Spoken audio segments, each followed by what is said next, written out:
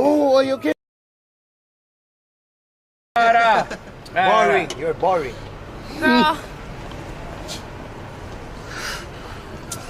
What country are you from Mexico? USA? I love Mexico. You do? Ah, that's cute. I love tacos. I love tacos too.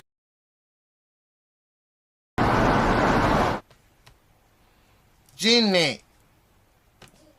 Genie. Genie.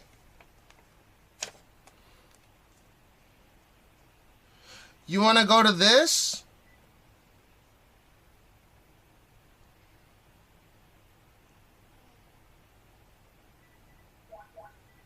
Gene! God damn it, fuck. Gene! Gene! God damn it, he's got the fucking phone, he's making calls. Gene! Gene!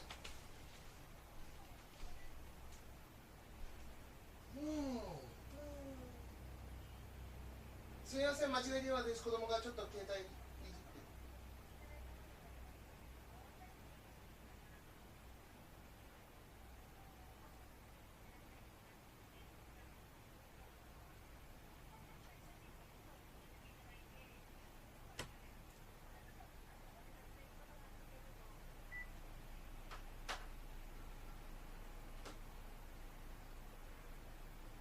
Gene, get the fuck out of there!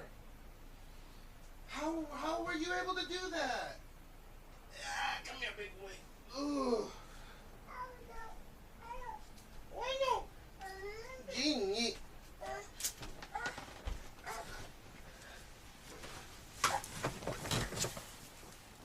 what the? Dude, he I don't know what he did, but he was able to, like, there was two people on the phone and I could hear them talking to each other. Where's your sunscreen? Move your sunscreen before we go.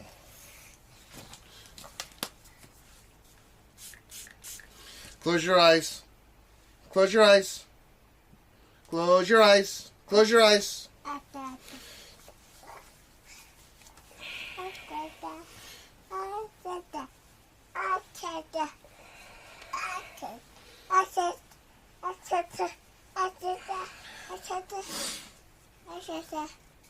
Do you ever air out the place? Oh, there's a thing in here that does it.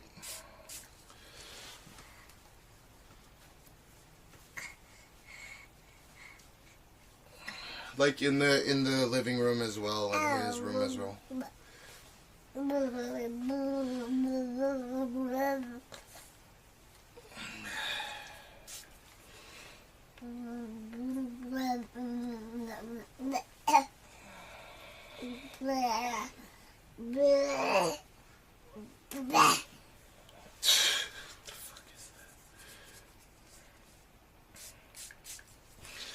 Arm. Ude.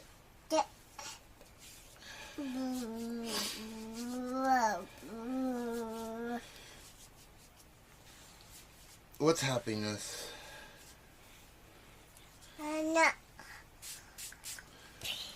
Gina. Genie. Genie.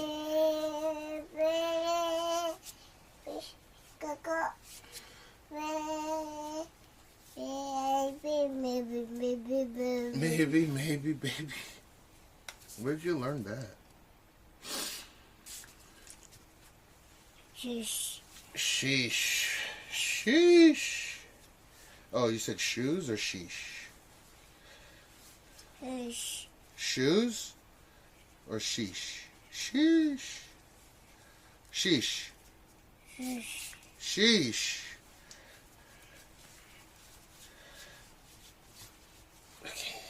Leg. Leg, yeah. All right. Okay. All right, and I gotta let me do my thing. So let's do this here.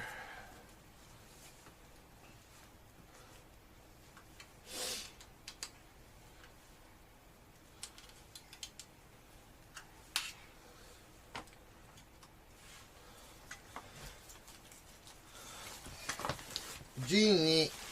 Alright,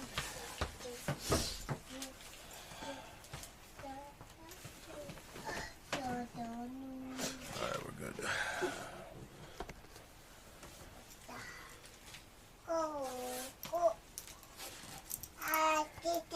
You gonna go to Disneyland with Grandpa and Grandma?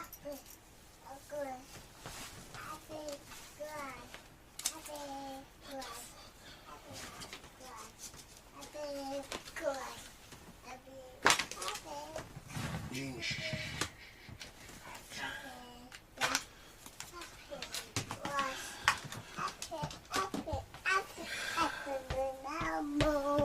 Gene, wait. Almost done. Yeah, god damn it.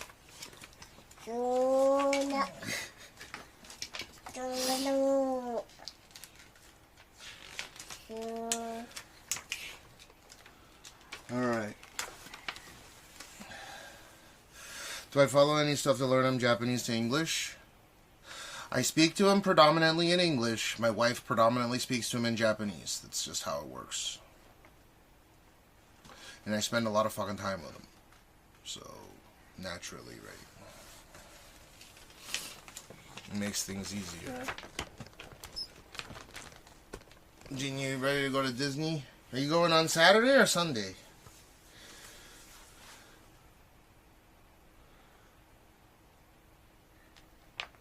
Yeah, I got you your best tickets so you can go to that special room. That one? And you brag to all your friends that you went to that room?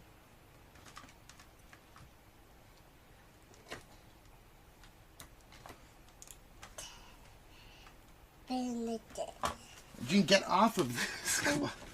It's gonna be ouch, ouch, ouch, ouch, ouch. Alright, let's go.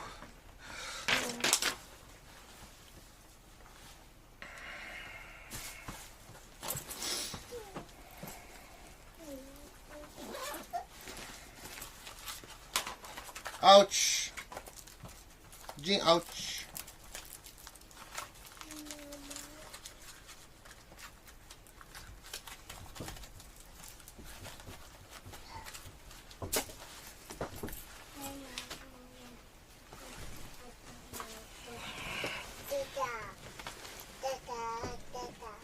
Yeah, but you know, there's ways to do it, and there's I think that that's the most effective way to teach him, without him, you know, without much effort, right? If Aya speaks to him in Japanese and I speak to him in English, then that's perfect. I don't really see the issue there.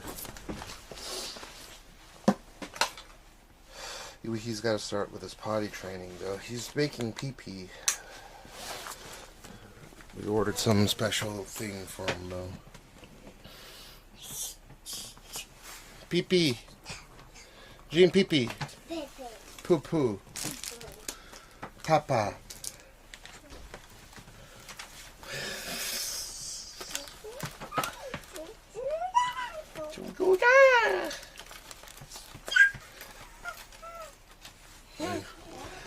Gene, come here.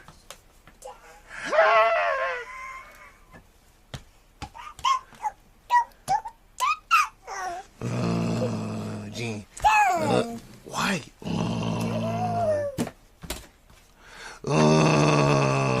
What the fuck? He just smacked the chat phone.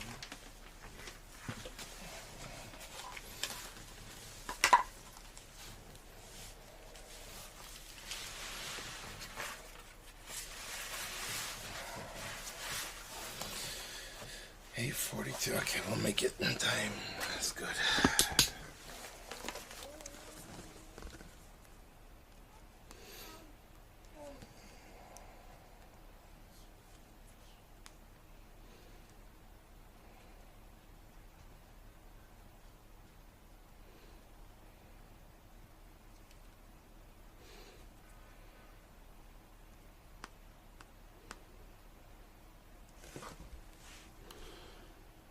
God damn it. Oh, we're good.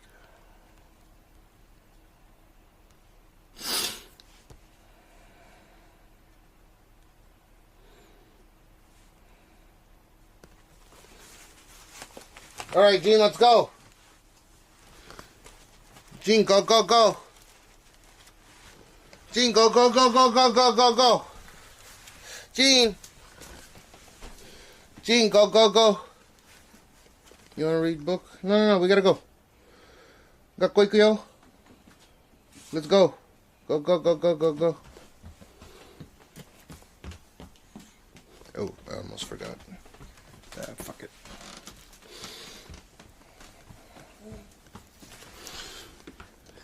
Can you get Dada's shoes? Dada's shoes? Shoes. Oh, I was supposed to bring something. 1 second, I almost forgot this. Okay. Dada's shoes. Shoes.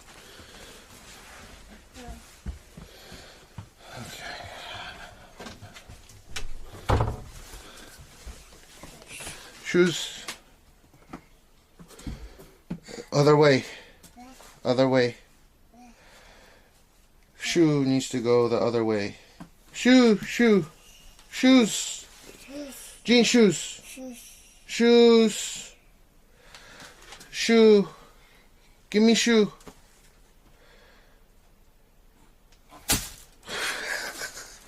Come on, that's the wrong way. Do better than that. 1 shoe, 2 shoe. Thank you. Arigato. Arigato. You're welcome. Okay.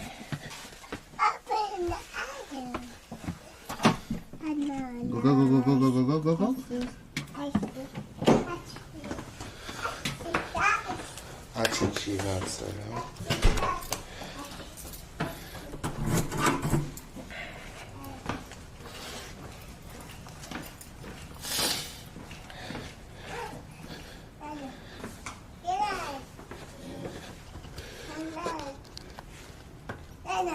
Dean, hold my hand.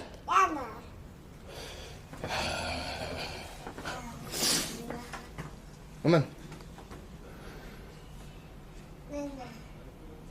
Come on. Bye-bye.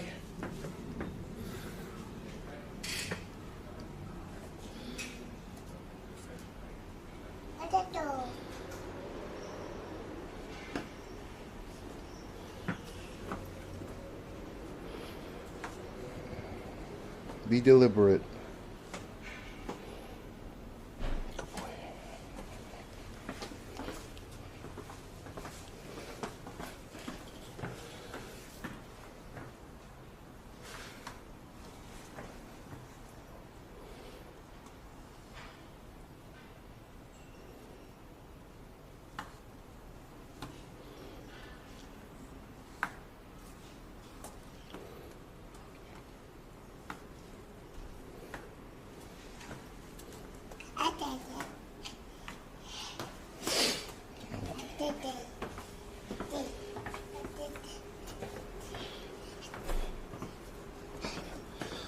Come on.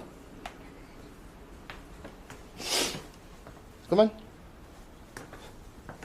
He's trying to pull away.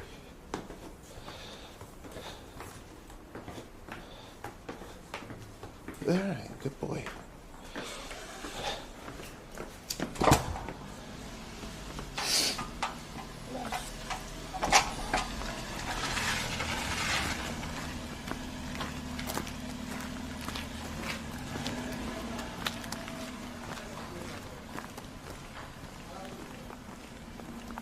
Glad I didn't forget a sunscreen.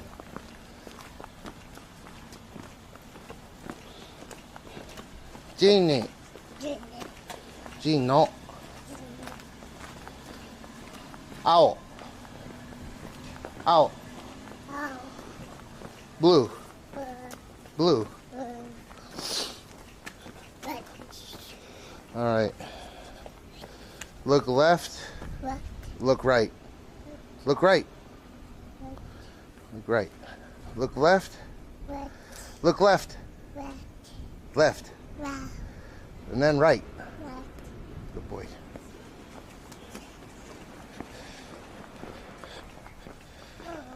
is a fucked fucker.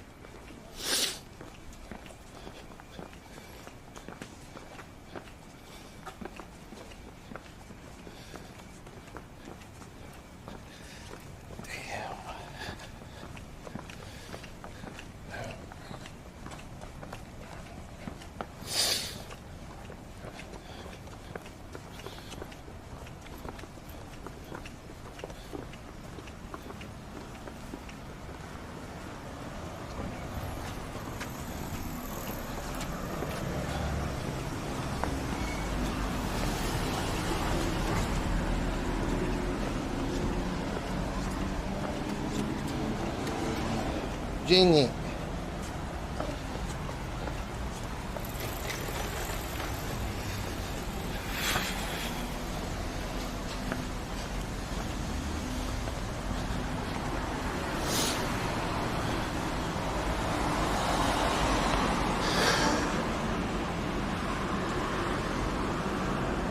Jump.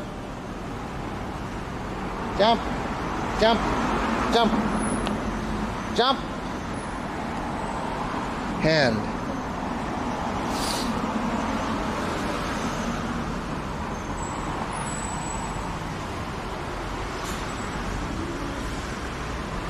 Purple. Purple. Purple. No, no, no, no, not that cheese. Purple.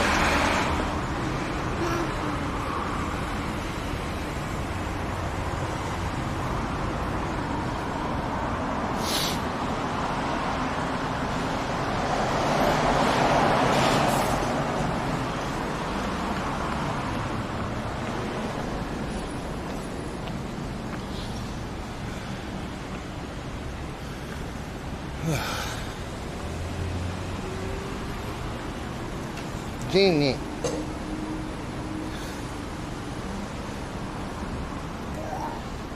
Wow. Alright, go, go, go, go, go, go, go, go, go, go.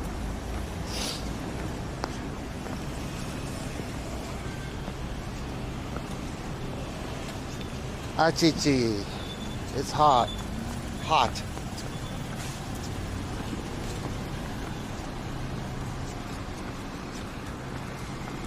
Hot. Gene hot. Achichi.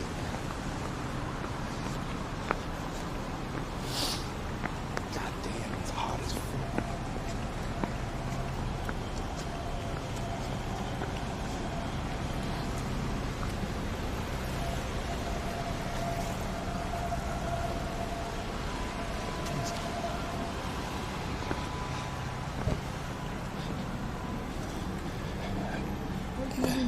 Hi, 失礼します。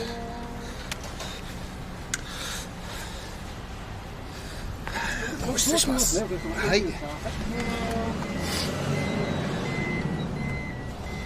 今出ますので。ああ、全然。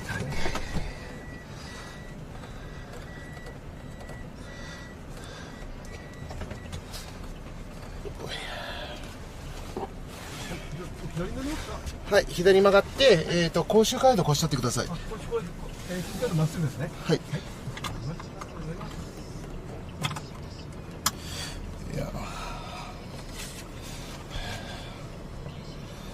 He's almost two.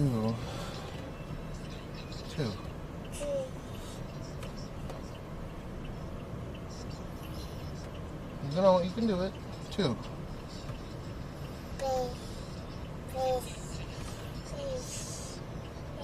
Wow.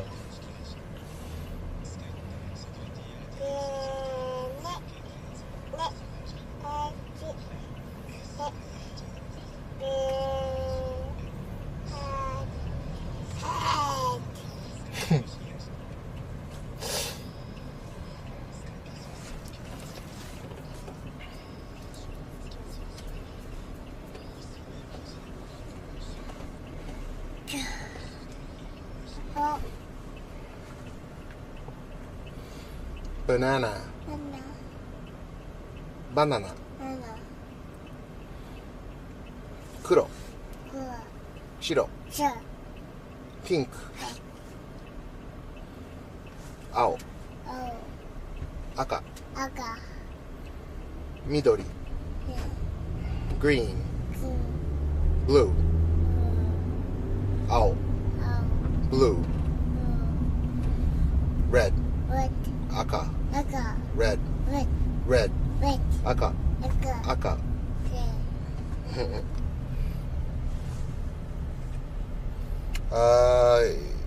we get a bit of a grace period, but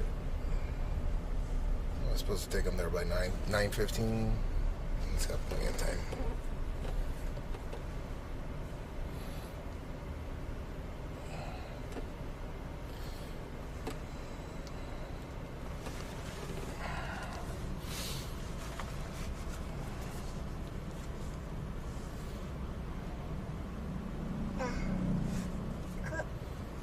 Damn, it's almost 30 already.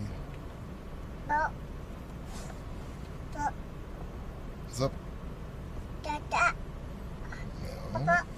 Papa.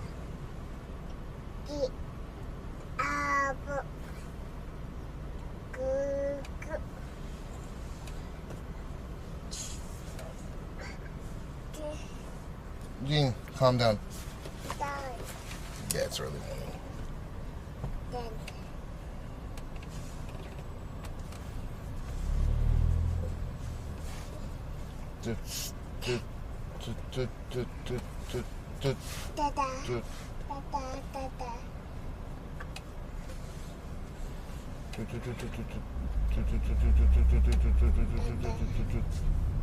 Dad. Dad.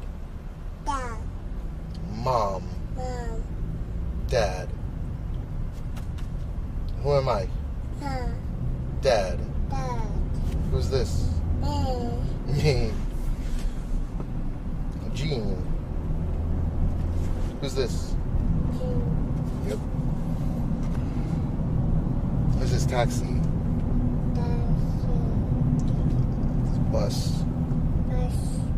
Poverty. Yeah, 3 syllables. Poverty. T. Poverty.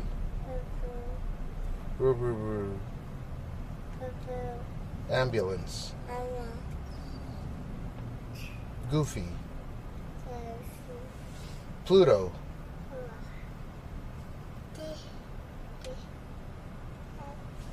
No. We keep that here, okay? And safety. Safe. Safe.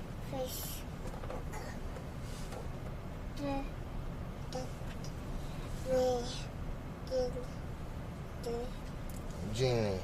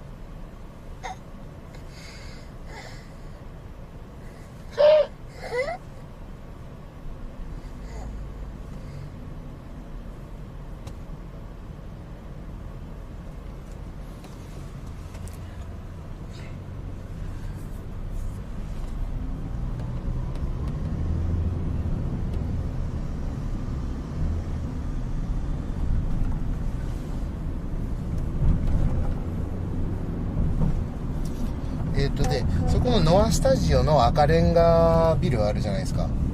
はい、そこの前でちょうどいいです。はい。そう、ここでちょうどいいです。クレジットカードでお願いします。あ、はい。お支払いはご確認お願いいたします。はい、じゃあご指定してください。はい。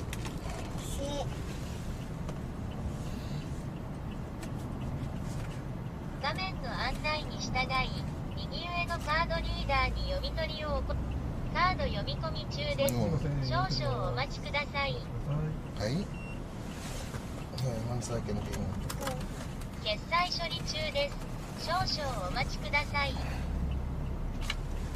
カードをお取りください。意外と領収書ですね。出ますね。はい。お客様の控えですね。次が領収書が出ます。はい。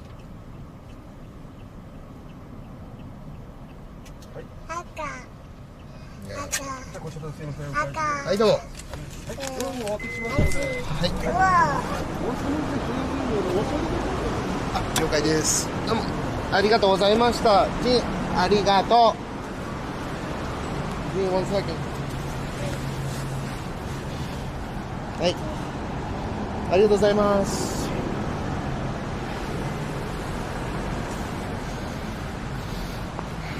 Future Formula One. All right, let me take him to school, okay? Gene, don't push the buttons. Say bye-bye, Gene, bye-bye. Bye-bye. Bye-bye. I'll give you guys some points as well.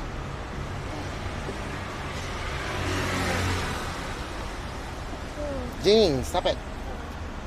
Say bye-bye. Bye-bye. Isn't nobody saying bye-bye to you?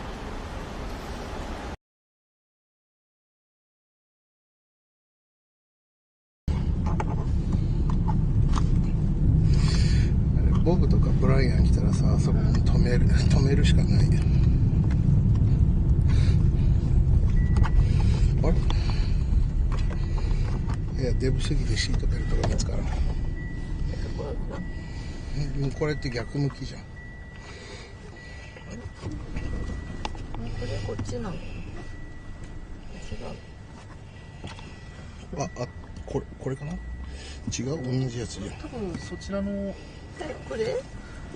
奥様のがそうですね。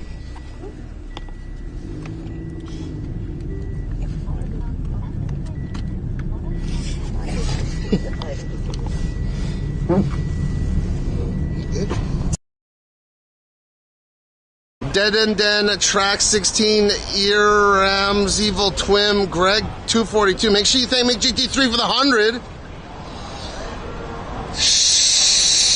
Them miracles through the 5,000. Sorry, I'm trying to read as fast as possible.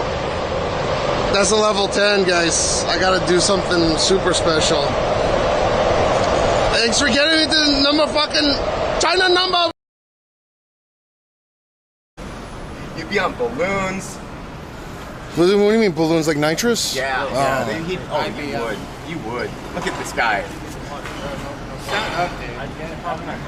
What is that, a lie, Darby? Am I lying about what you do, you dirty little balloon boy? Dirty little balloon boy? That's right. You hate the mirror being held up. You don't like it. You don't want to see the reflection. Nothing. You're saying. Hold up, I gotta hold up a comic book. You need to hold this?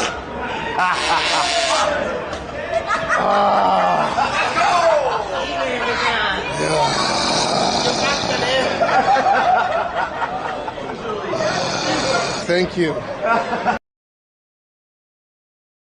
Anime that's coming out next year, but you didn't hear that shit from me. Okay. 2077. Take care, man. Yeah, take it easy, take it easy.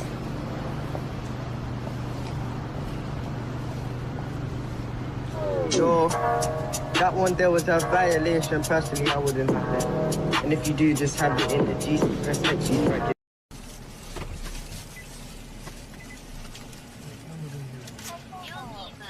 Card でお願いします。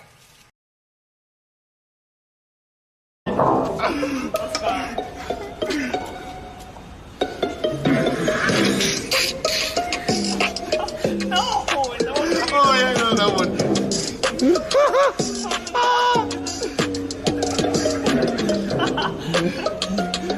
J-pop, let's go. This is some funny shit. Should you do the one you did for school, elementary school? I don't remember that. The one where you...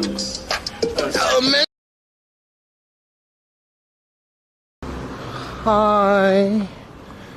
Where are you streaming from, honey? You get permission to come here? You speak Japanese? You speak wonderful English. Look at your pecs. You're wonderful. Oh my God. Where are you from? China. You're from China? We're in China. Do you get permission to stream here? Yeah. Japanese okay.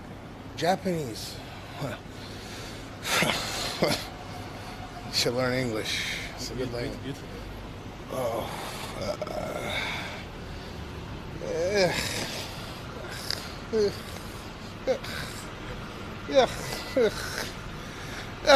You know?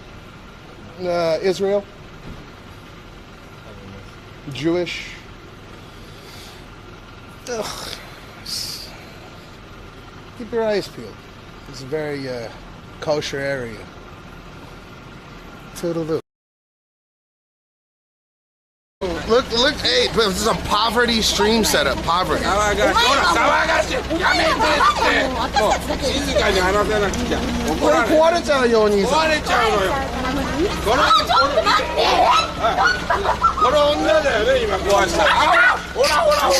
Clip it and chip it. Oh my God. No, this is Manami-chan. She works in the sex industry, and I could hire her services. I just want to interview.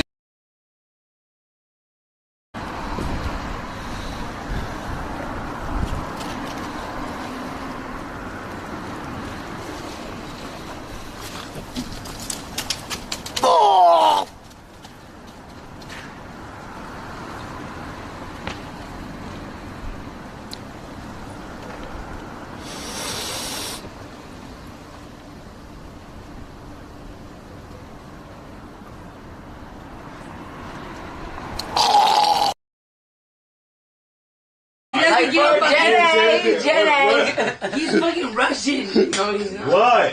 What? Showing us his pregnant one. He's Russian and clutch, dude. He's walking over here. Shit. No, bro. Walking over here, man. Do you know what Vladimir Putin did? He fucking a lot of things. He did a whole lot of things. No, he made it illegal in his country to grow GMO plants. And if you go GMO plants... Oh, are you on the conservative side now? No, he called you a terrorist. Like with this. That's so cool. That's so cool. Oh my God, that's so cool.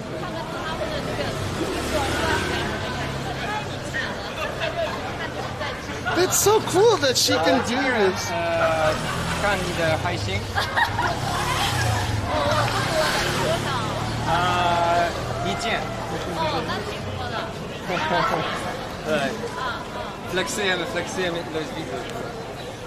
I want this.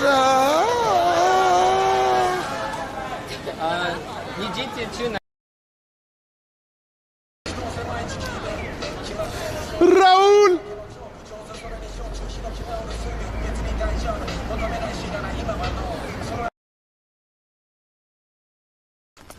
Oh, is Lithoniel here? Yeah. Hi, Lithoniel. Yeah.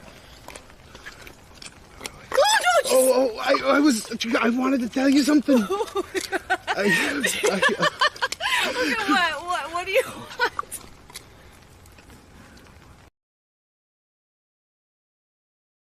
Yeah, jail time.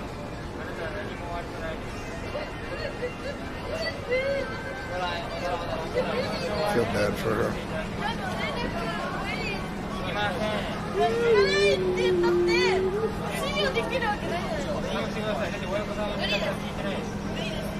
I could start acting crazy and divert attention to me.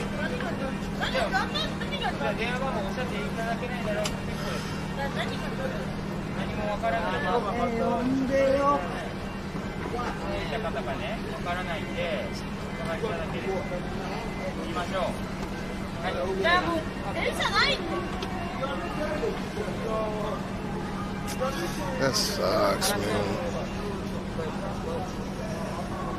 だからいつも電車で勝ってる。だけど、お金も取られて全部取られたんですよ。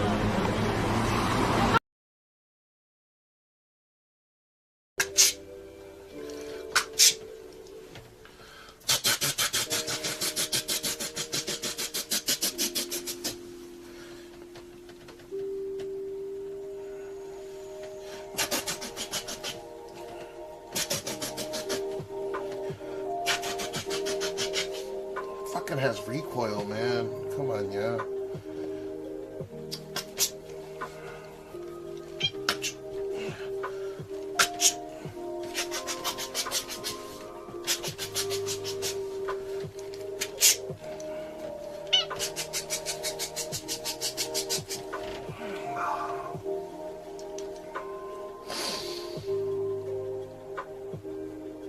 You deadly cat.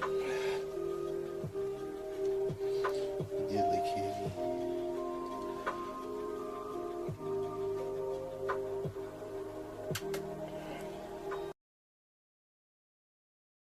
This feed is getting loud.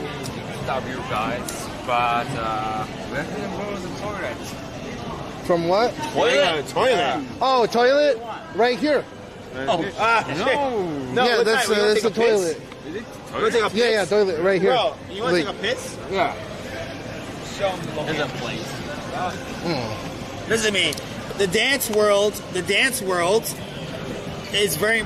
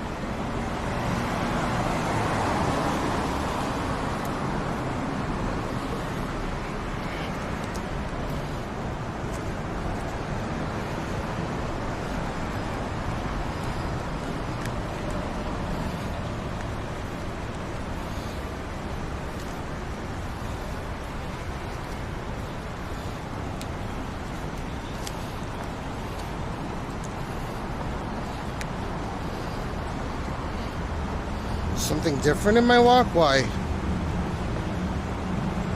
Definitely feels lighter.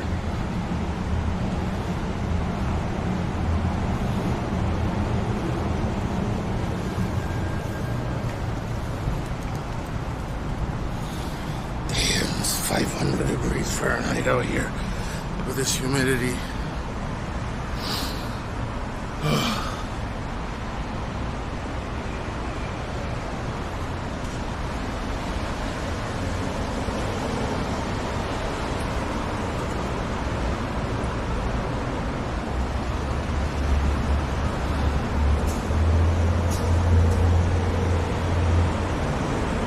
It's not even that hot, it's just fucking humid as shit.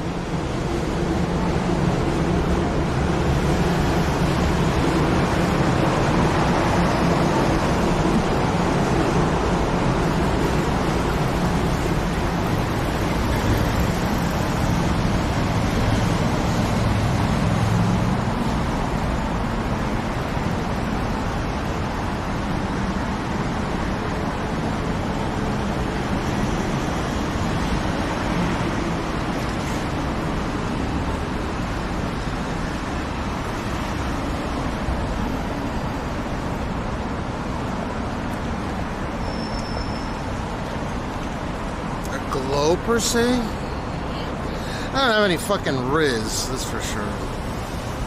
I don't want any Riz.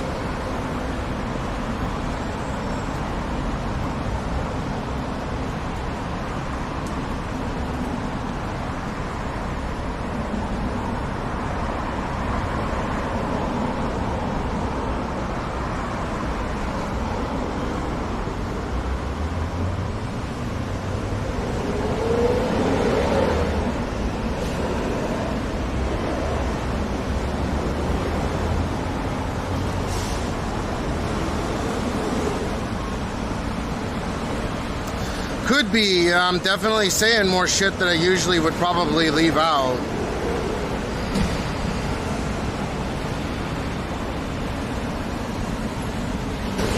I can tell it too because I'll catch myself doing it. Something that I might usually omit. I'll fucking say it. This is a good thing or a bad thing depending on how I might dig into people's delicate fucking sensibilities. But it's relative, right?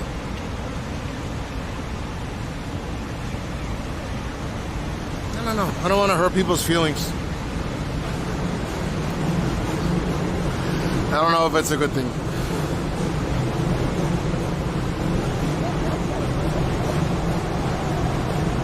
The thing is I'll fucking catch it right away, and I feel like it might piss them off or something. It depends.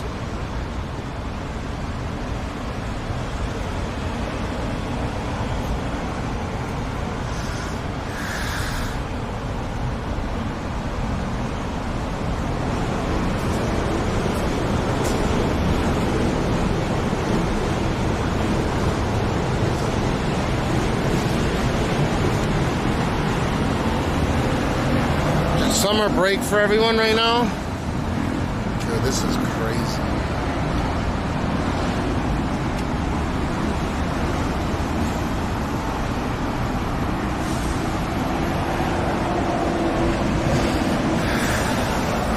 This is ridiculous. Yeah, it's not hot. It's just humid as shit.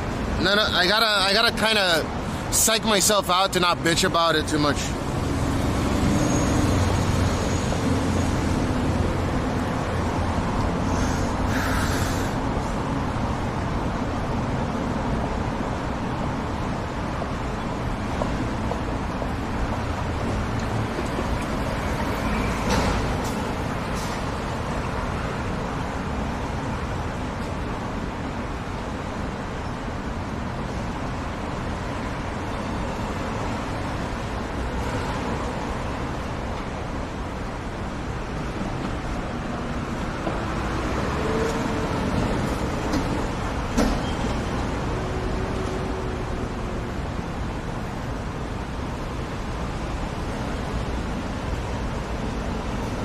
What's up, Kevin?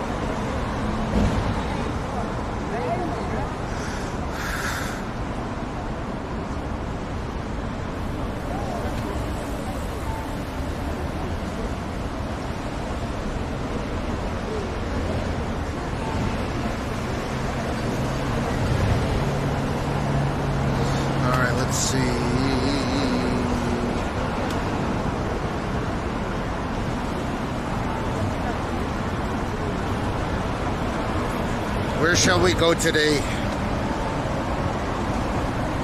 I have to go to fucking Tochigi tomorrow. And I was thinking about streaming the actual way there.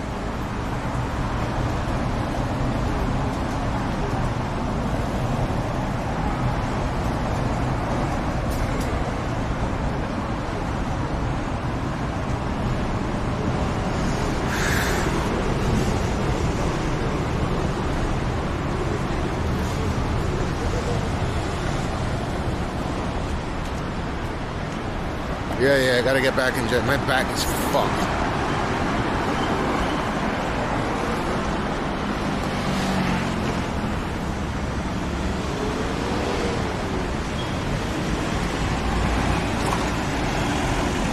Oh, it is gonna be 35.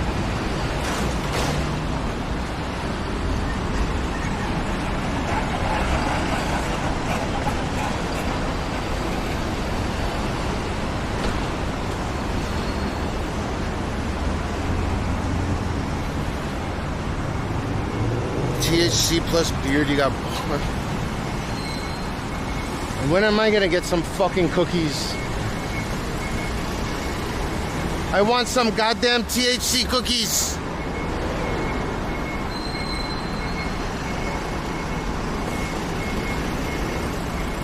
I would definitely eat the shit out of some fucking cookies right now.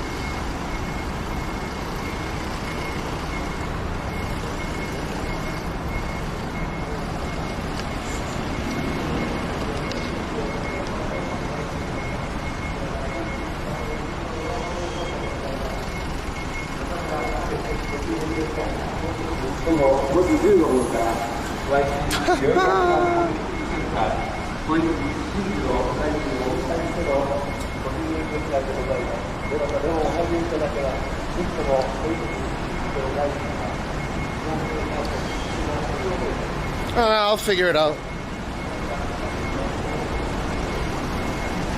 I have to pick them up by 6:15. That's it.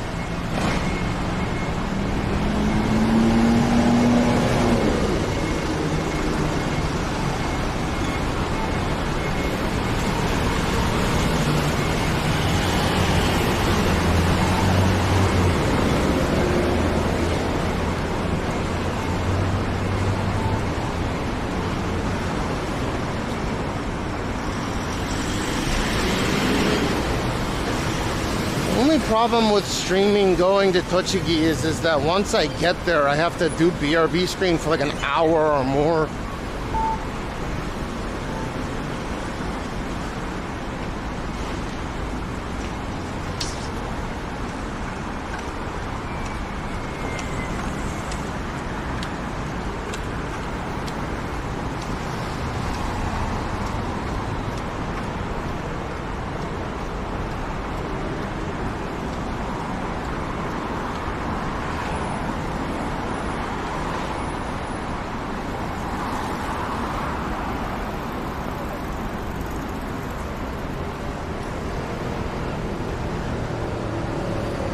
Could.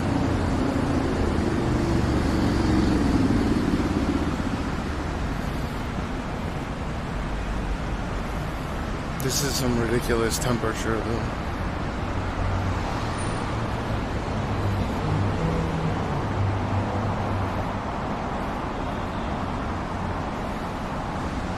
Yeah, no matter what, I have to go get battery right now. After I get battery, I can figure out what we're gonna do. I'm on the fence with this thing.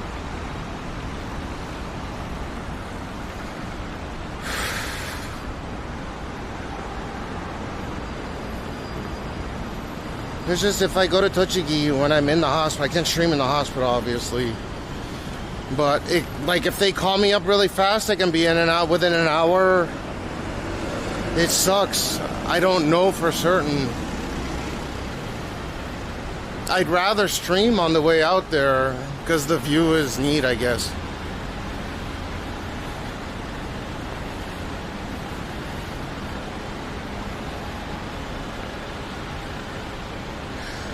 No, I get that it's perfectly fine, but at the same time, there's that factor I don't know.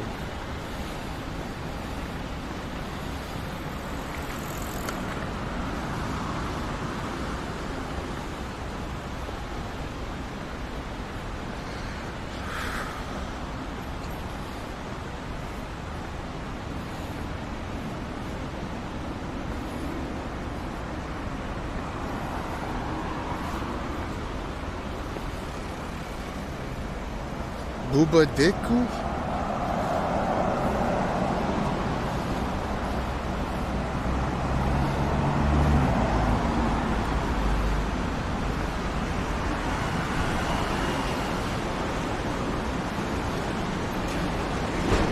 Nego Akibarere.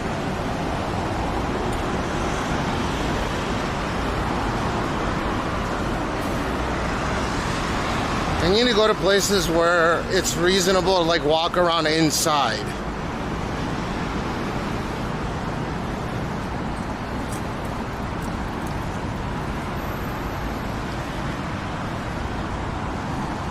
Because this temperature outside is idiotically high. for the humidity that it's at. Yeah, I think it's gonna get better once.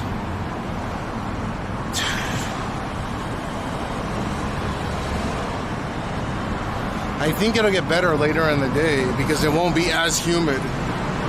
But this is some idiotic level of fucking.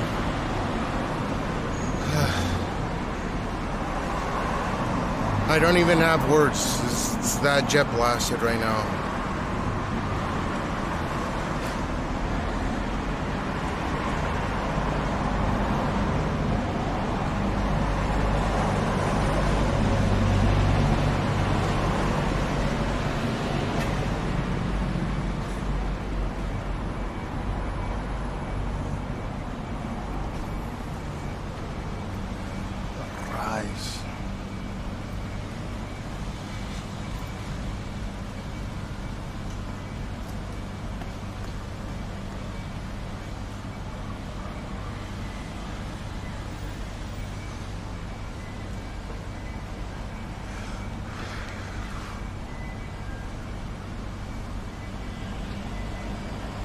I never understood why they don't make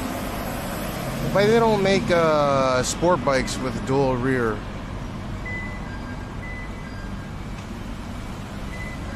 Because they could put a limited slip differential back there and it would handle excellently.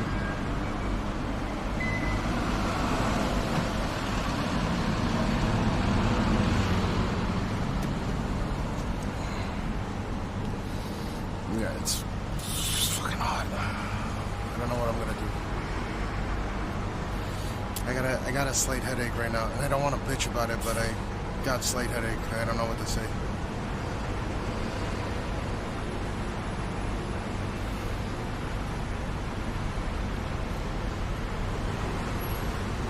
I could take a Tylenol. I'm gonna get some fucking ice or sorbet. I'm gonna take the Carbonara and see how that works. I got fucking headache from earlier. I don't know why. I think it's because I'm not drinking enough liquids, but at the same time, I feel like I've drank enough.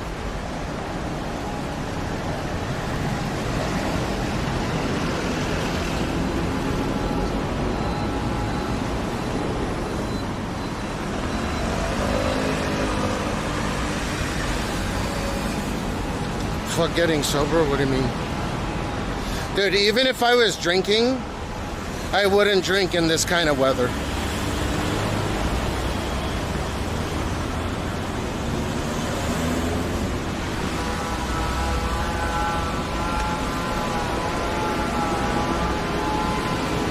Like, this is some idiotic temperature.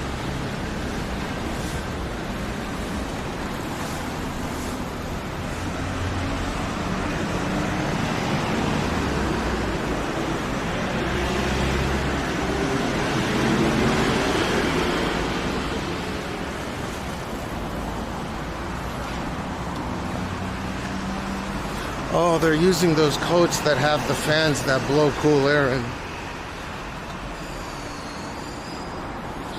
Is that what's gonna happen? I'm gonna have to get fitted for one of those special coats that it's like a personal AC unit. That's kind of why I want to go to Akiba to see what kind of like cool weather shit that they have this year. 'Cause it hasn't changed much in the last couple of years. This is crazy. It's such a sunny day out. Ugh.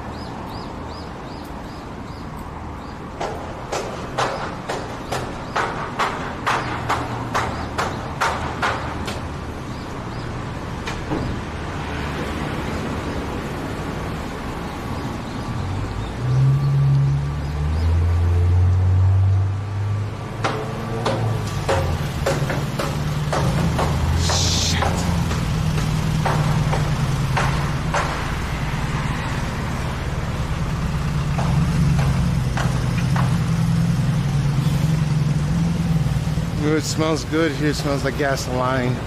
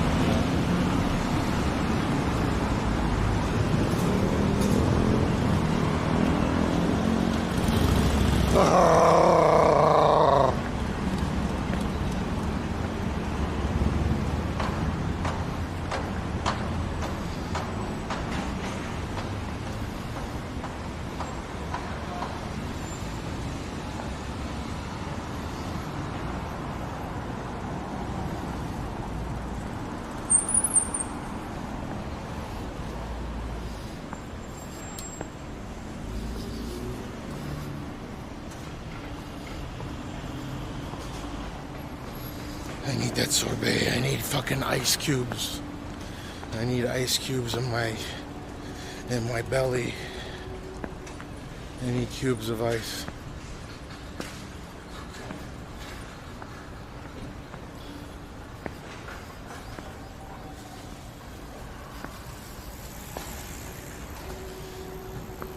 Gauge.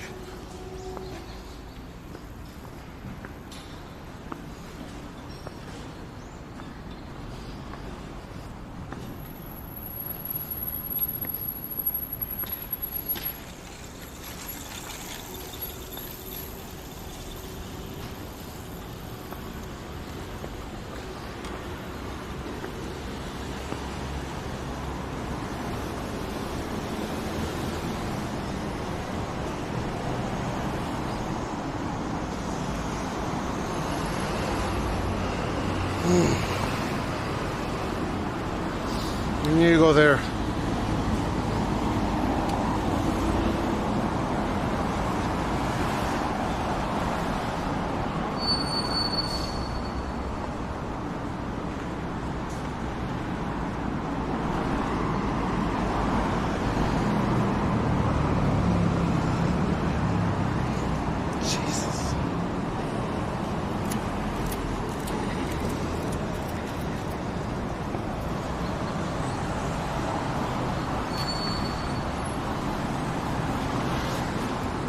Blue, blue, blue, blue. Ow. Blue.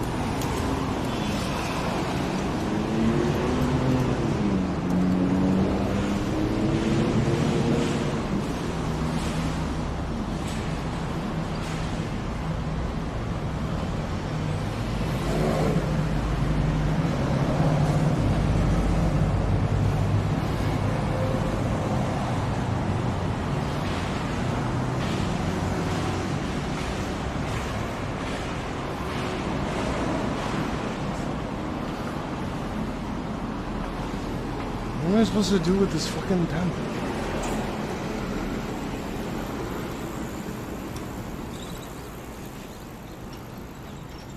Blue!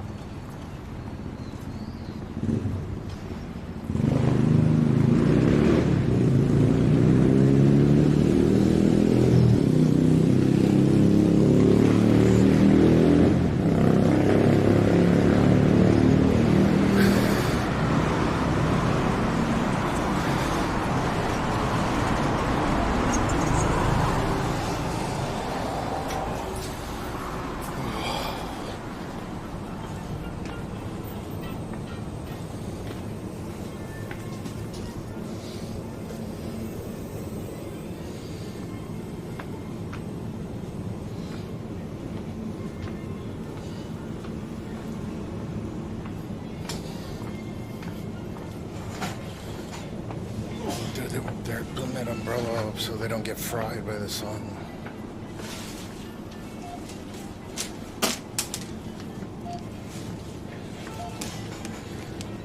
It's that idiotically hot. Or humid.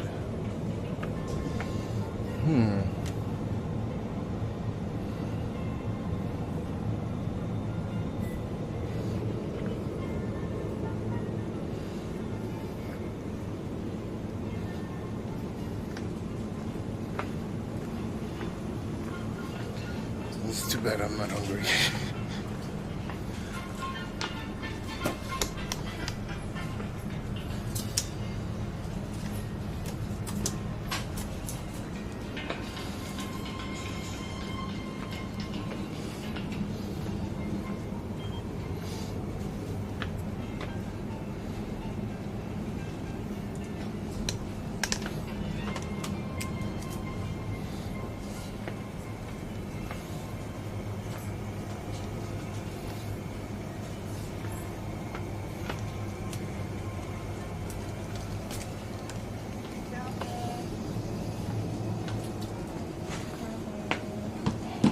袋お願いします。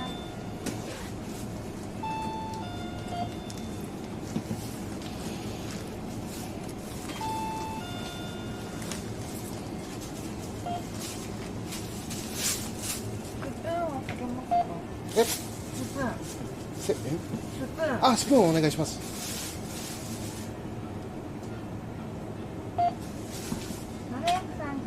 クレジットカードでお願いします。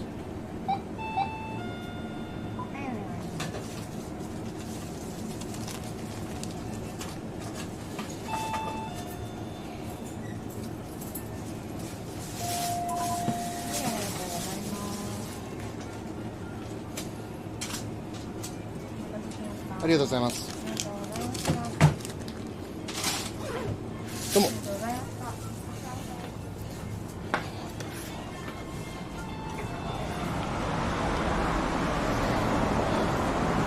What the fuck was she saying? The bone. Spoon. Hail from China.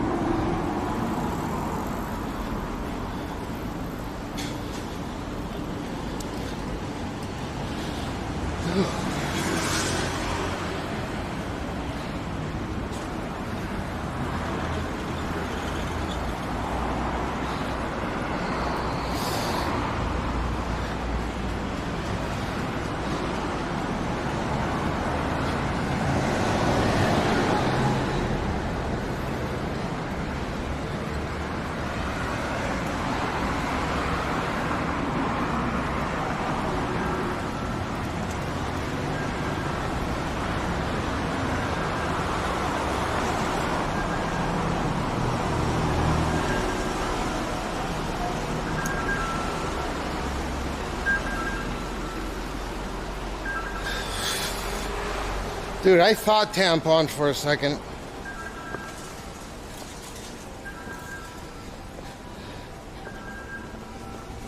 Dude, this is fucking crazy.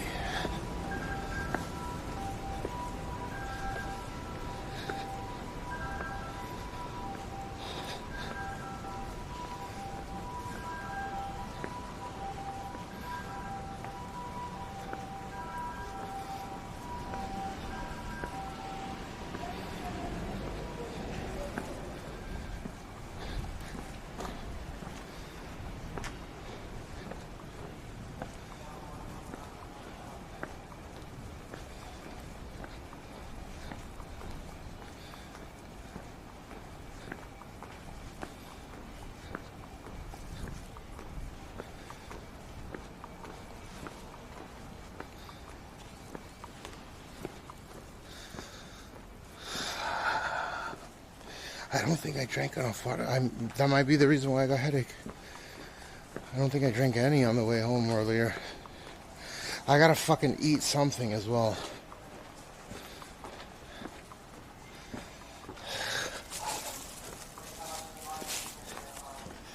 Jesus.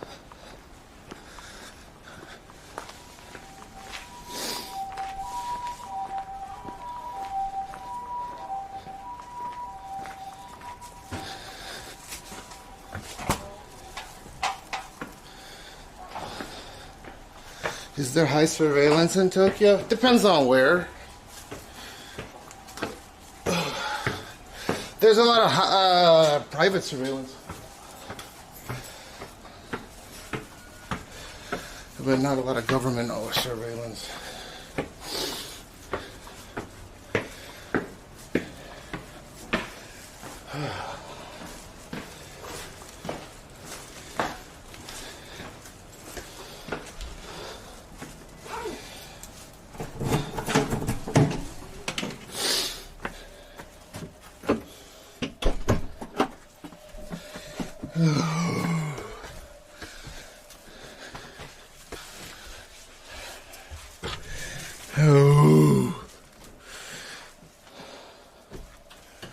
Oh, fuck, it's so nice in here.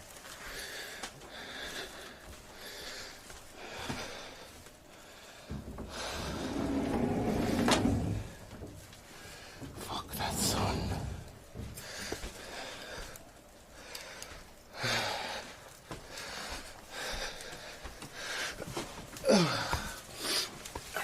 Take some medication.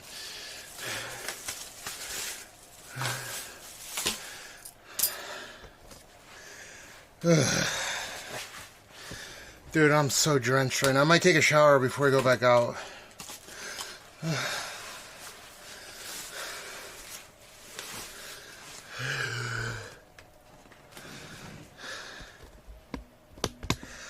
Jeez.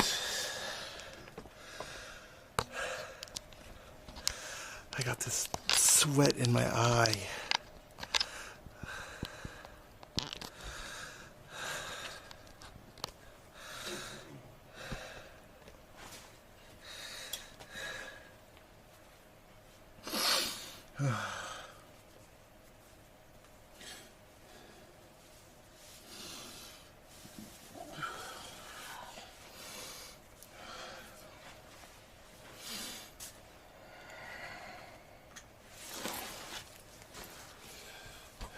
I don't really have swamp ass. It's just, dude, from my head.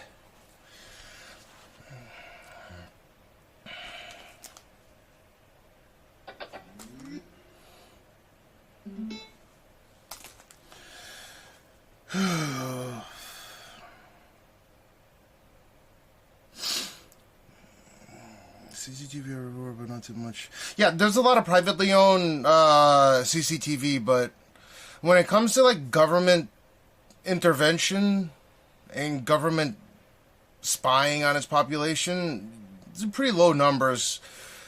Especially if you're not in Tokyo, you go to any metropolitan area, there's gonna be a lot of local and government surveillance either way. But it's just how it goes, right? It's city.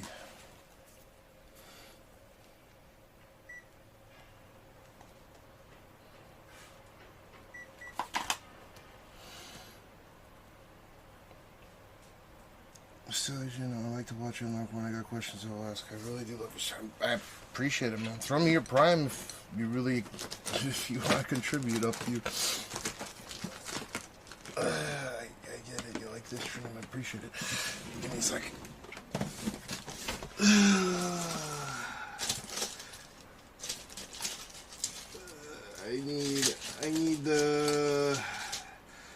I need something for my headache. No, that's not it. Come on, give me.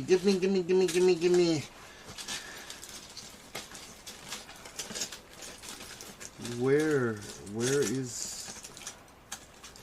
the fuck is my... Do I not have any left? Where's my Coronaru, man?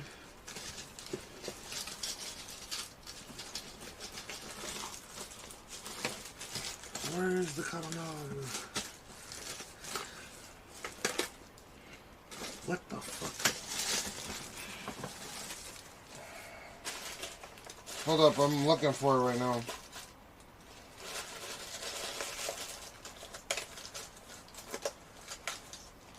Let's add on medicine. Where the fuck?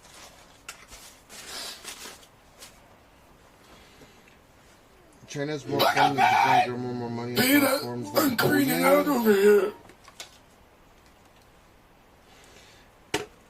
Oh, yeah, if I was gonna do this for, do streaming for money, I guess I would take different tactics. But, where the fuck did I put this goddamn...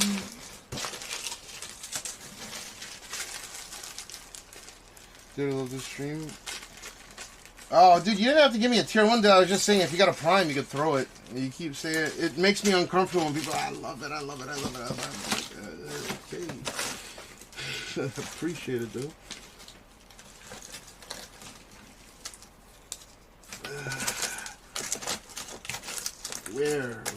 Where the fuck is my carbonaro, man? Give me my carbonaro. I'm looking for Tylenol right now. I don't know why I cannot find any. I thought I had some. I got some wrappers or something.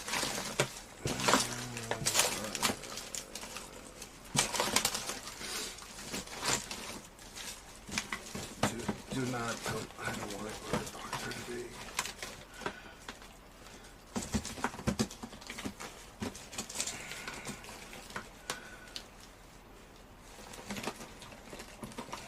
Come on. Come on.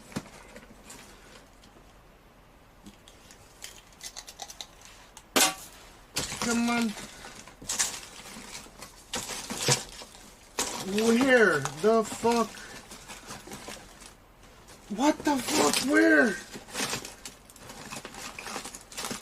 Is that it? There's like arbitrary... What the fuck?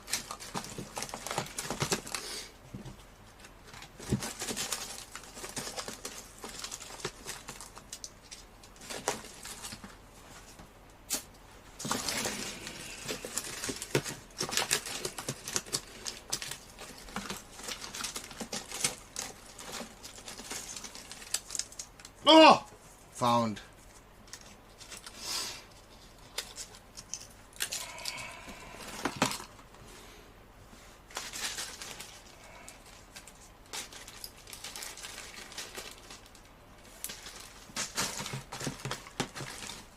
I found one.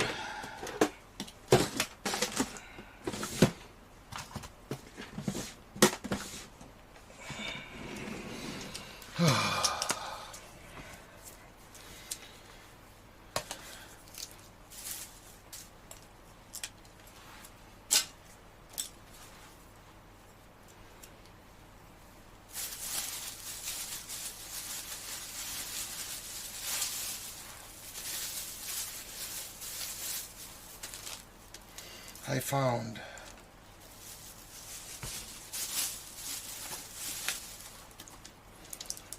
No, I appreciate that, Blake, but I'm just saying it's, I appreciate it, but it doesn't, you don't gotta repeat it over and I really do appreciate it, but you don't gotta repeat it. Yeah. I get it, you enjoy the channel, thank you.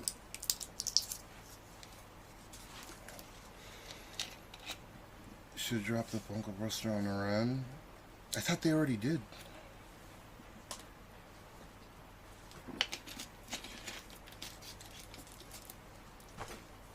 You mean to take out like the leaders of the regime?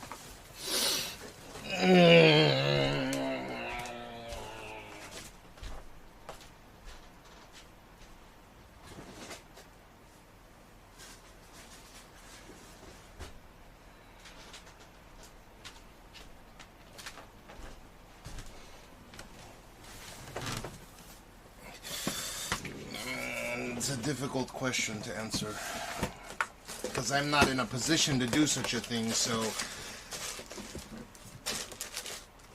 I don't know enough. I don't care to know enough. So for now, I'll say no.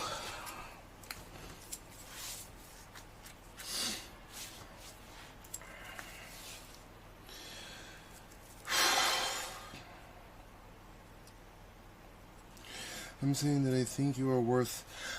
I am what I am. I am what I am. I am what I am. There is no more, there is no less. I am who I am, who I am. I am okay with that.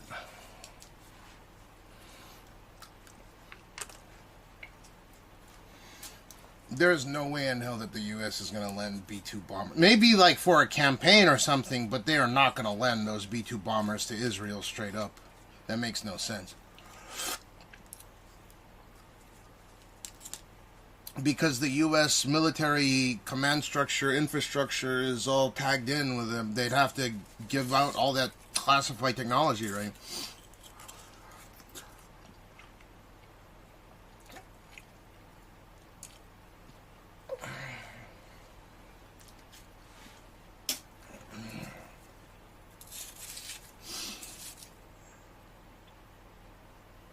How though? How they communicate over? You mean that he's contemplating allowing them to run missions with Israel, right? You're not saying that he would actually lend them to B-2s. That makes no sense.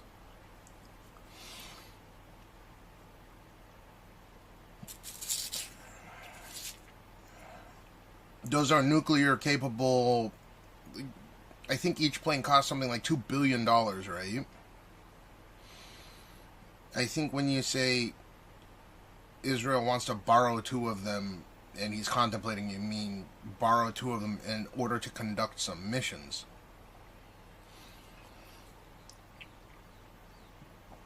Yeah, Blake Norton, what am I supposed to do? Not be real with you? I literally, you can see inside my closet if you want to. Like, there's no, I don't have some kind of underlying agenda or whatever. It's just me.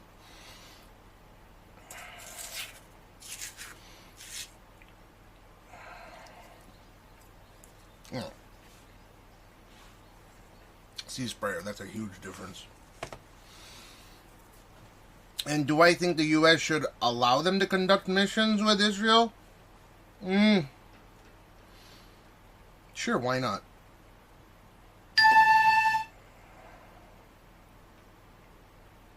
I don't think it's a wise idea, but I don't really see this dying down anytime soon. So the quicker it ends, the better.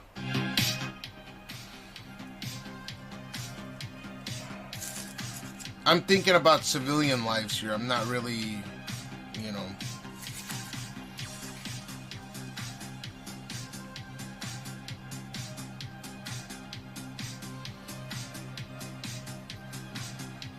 Yeah, that's fucking scary.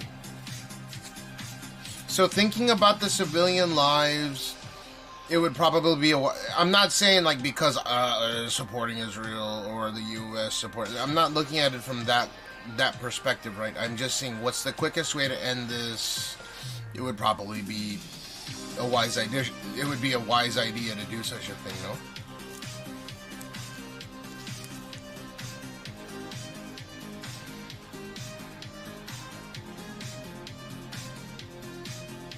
Why would you say it's 9/11 times a million? They're nuclear capable. They just want the bunker busting capabilities, right? They're not trying to drop tactical nuclear weapons on Iran, I don't think.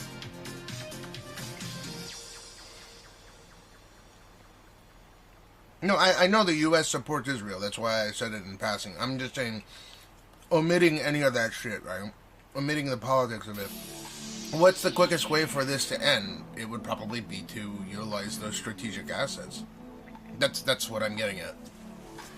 I don't need you to tell me to read above. Like, I have my own opinions regarding this. I read that as well. But I'm just sharing my opinion in general, right?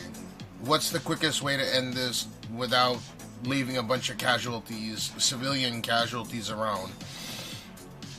The problem in this particular situation is if Israel or the United States or whatever entities end up wiping out the leadership, there will be a power vacuum, and that'll probably cause more chaos in the long run. So if there's some kind of invasion, then they need to go full tilt, right? Like what they did in Iraq.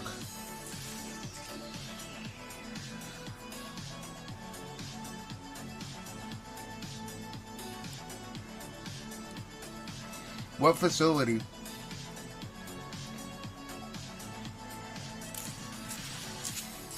So a lot of people are going to well, I don't know about a lot, but many people are going to misconstrue my, yeah, they should do that versus I'm in support of Israel, I am Zionist or some bullshit. That's not what I'm getting at. I'm just saying, what is the quickest way to end the fighting and killing and missiles launching, this kind of shit? And it's probably to utilize those very advanced assets, right?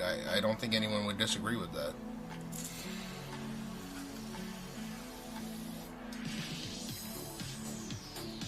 Whatever the case may be, I think it's a quick way to a means to an end, right? It should end as soon as possible. Afghanistan. I think the CIA taught the Afghanis how to fight. The CIA operatives that went into Afghanistan teach them how to fight against the Russians and so on and so forth. There's always going to be something, right?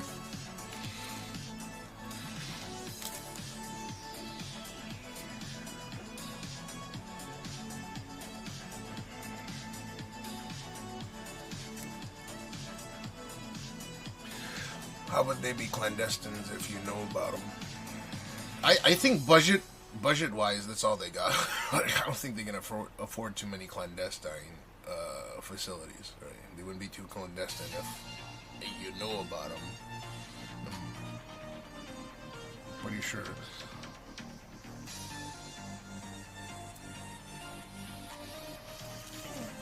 I don't think they have a bunch of clandestine. Maybe they have like one extra. But it's so fucking expensive, and judging by their GDP, their economic output, I just don't think that they have the resources necessary to keep more than a couple of those facilities going. Though people may disagree.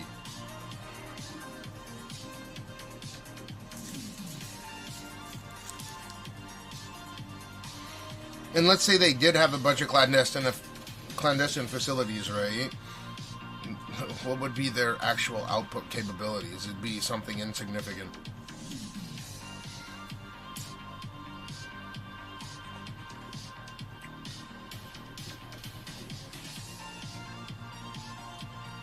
What's up, Skeletor?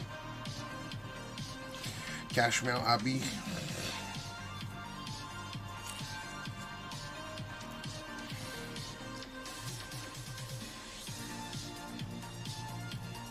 I don't care which way it is.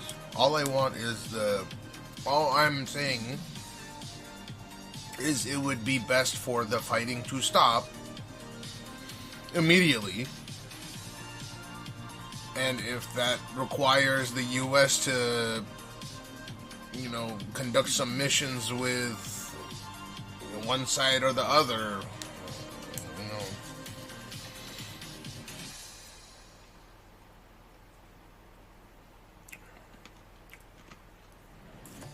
I feel bad for the people that are living in fucking Iran. I really do.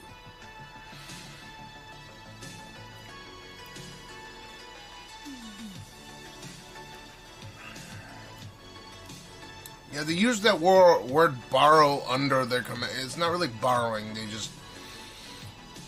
It's a nicety, right? It's like a kind way of saying that they're gonna take charge, but we're gonna provide the resources, but we're not really involved, right? Because to fly those fucking planes in means that they're, obviously they're not gonna let Israel control those B-2 bombers that could give away nuclear secrets from the United States and how they communicate with each other. That's why when Spryer initially said that, I was like, how?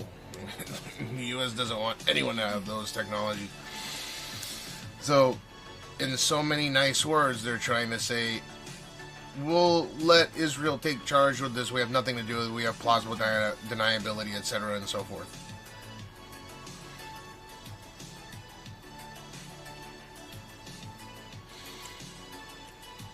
What BRICS allies do they have that would actually join, that can afford it?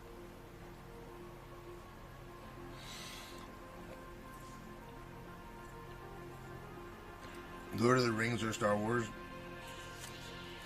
Do I like Lord of the Rings or Star Wars? Is that what you're asking? I just want the fucking killing to stop. That's it.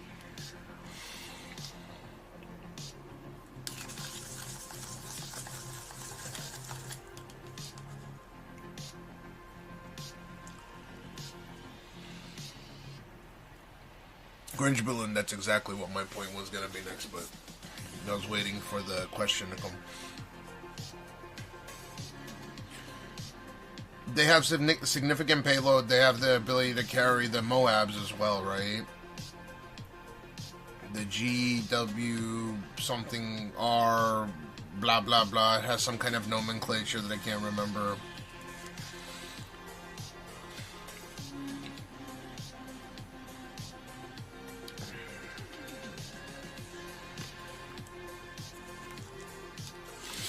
Yeah, it's gotta stop, I guess.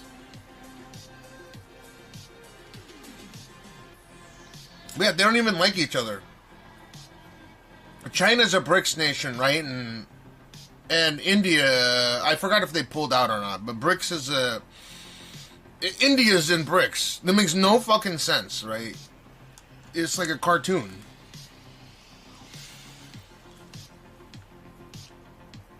At the end of the day, none of those countries trust China to be like a global reserve currency either. Just saying, it's impossible.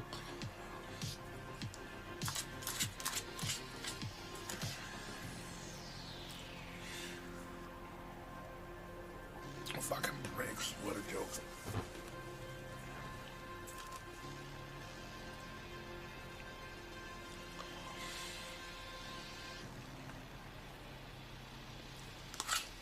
How many of those B2s does the U.S. have? 11 or 12?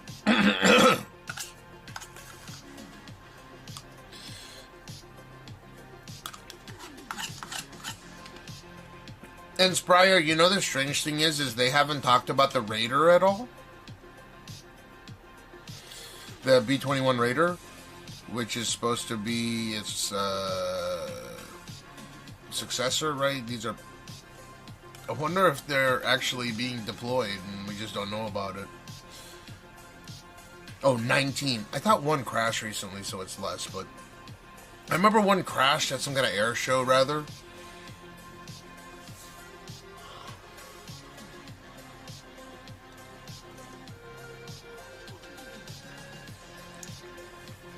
Those B2s cost, what, $2 billion a pop?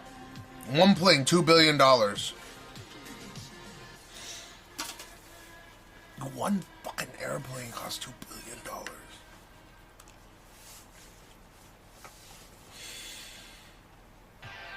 Yeah, something like that. And that's not even the crazy number. The crazy number is the amount of maintenance that's required to keep them airworthy.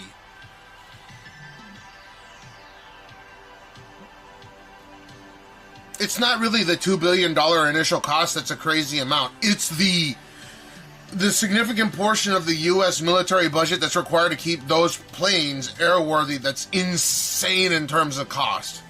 And to keep them upgraded, technically speaking, mechanically speaking.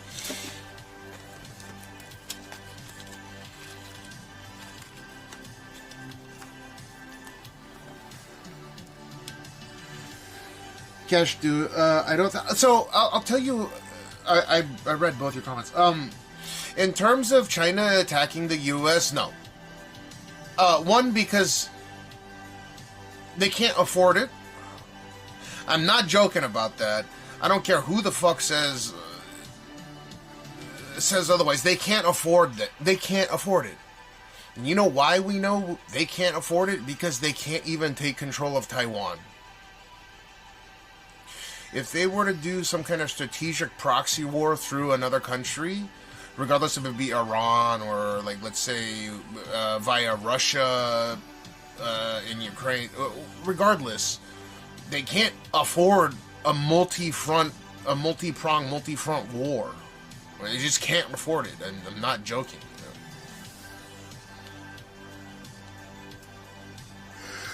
So...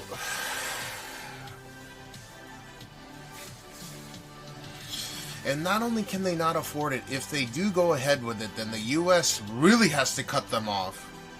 All right? No matter who the president is, the U.S. would really have to cut them off, and then it would really bankrupt their society. So they don't want that. They're just trying to poke the... Like, oh, we can fuck with you a little bit through this other proxy nation, right? Like, it's really not on us. It's really just them. What's up, Fusion?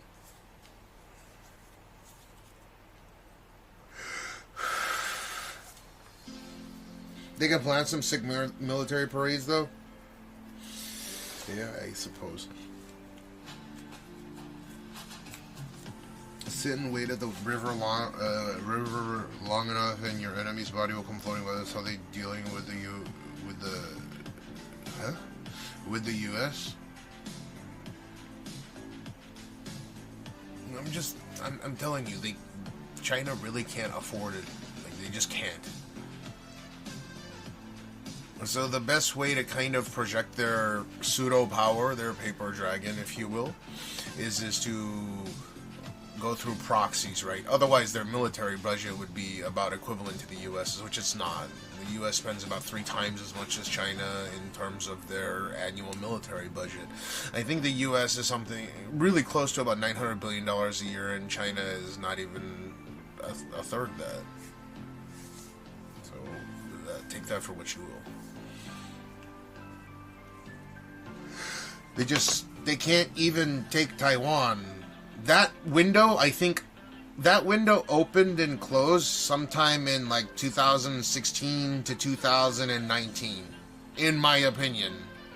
The window that was available for China to seriously contemplate taking Taiwan was 16 to 19. That was it.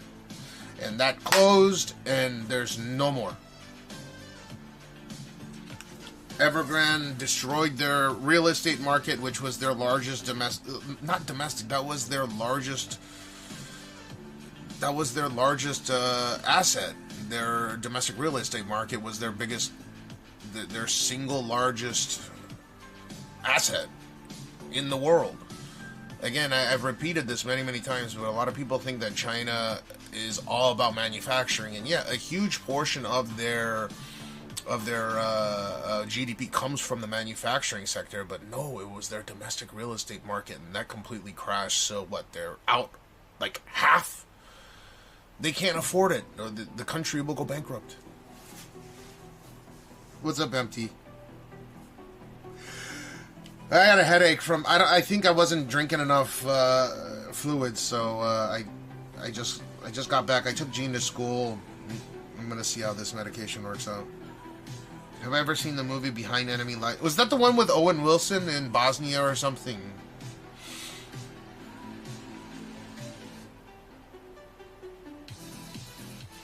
Cash, have you ever been to Taiwan? Yes, I've been to Taiwan before. I've been several times to sell watches and shit.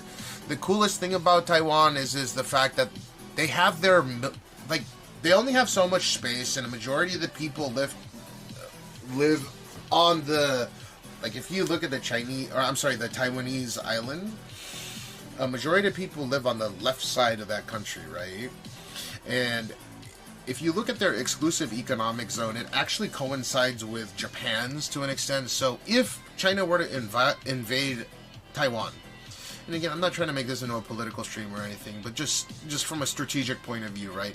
If China invades Taiwan from the far side, which is most likely because it's so heavily fortified on their eastern side, then that would mean that they would have to actually cross over into the Japanese exclusive economic zone, which actually coincides with the Taiwanese exclusive economic zone. So there's a whole clusterfuck of something they don't want to deal with right there as well. No matter how much power it seems like they have, and they seem like they're projecting it, they don't have a military that has stood the test of time. They don't really have a realistic combat. They don't have realistic combat anywhere.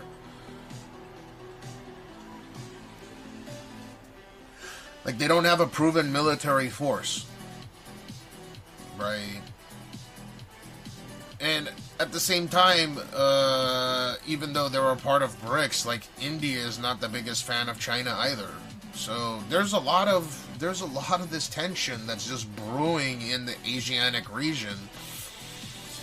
They can't take Taiwan. They can't afford it. They can't afford the casualties, the loss. Taiwan doesn't even need nuclear bombs because they can just take out dams that are ahead of the... Right, if you ever go and look up a video, and this was actually told to me by a professor of strategic military...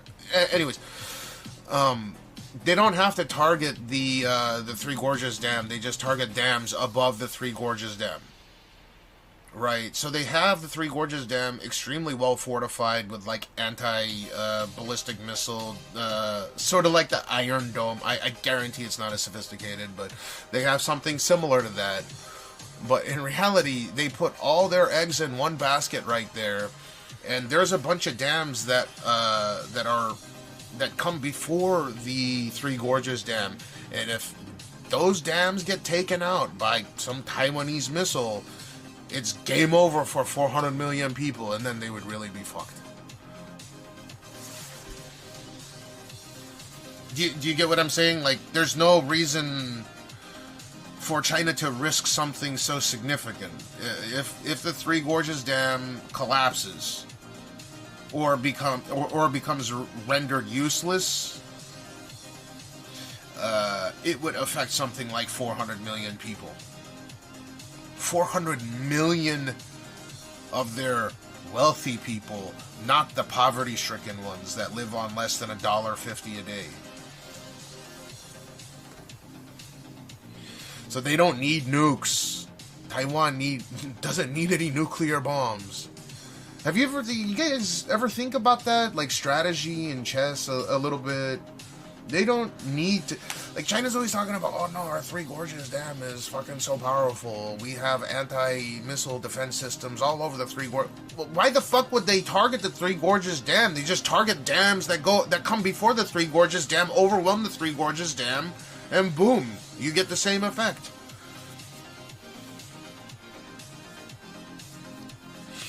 Are we close to getting free money? There's no such thing as free money from your government, right? There's the concept of what's the word? You guys got to tell me. Universal UBI, right? Universal base income or something. What's the acronym stand for? UBI.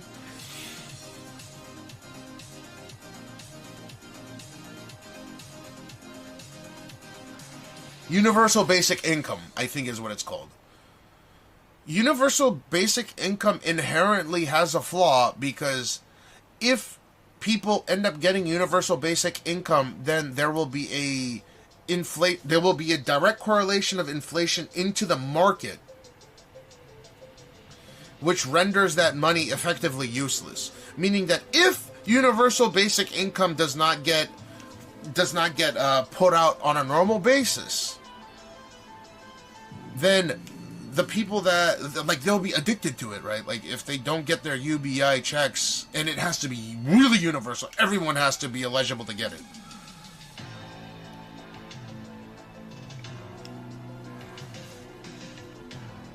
It's a stupid idea. Like, why universal basic income is just another fancy way of saying inflation.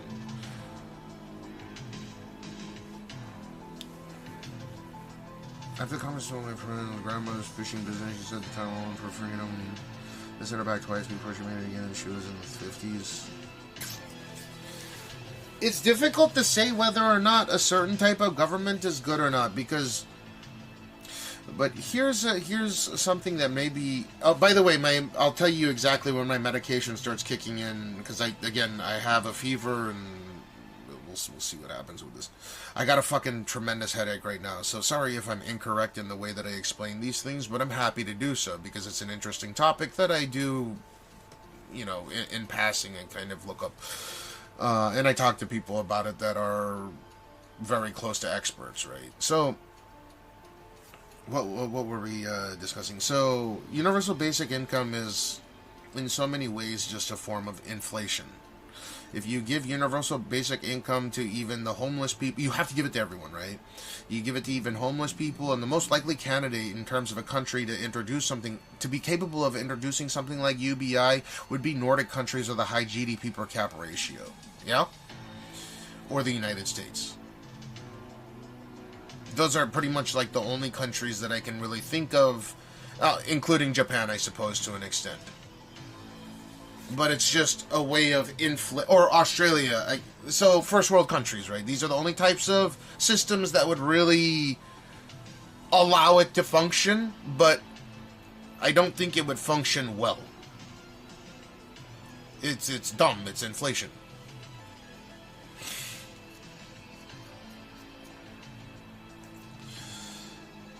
And also, when it comes to communism or socialism, more or less communism, who's to say that if they got rid of all the corruption, that like utopia is impossible, right? So it's the most unrealistic form of a government. That's why China doesn't. When the CCP named itself the CCP, they still had to put in a provision afterwards calling it like communism with capitalistic traits or something, right? Isn't that what they call it? Because it's a nonsensical, like, communism is, utopia is impossible, right? But also, capitalism is not perfect by any means either. But I'll tell you something, if you look at the gap in wealth between rich and poor, it's never actually been as close as it has been right now.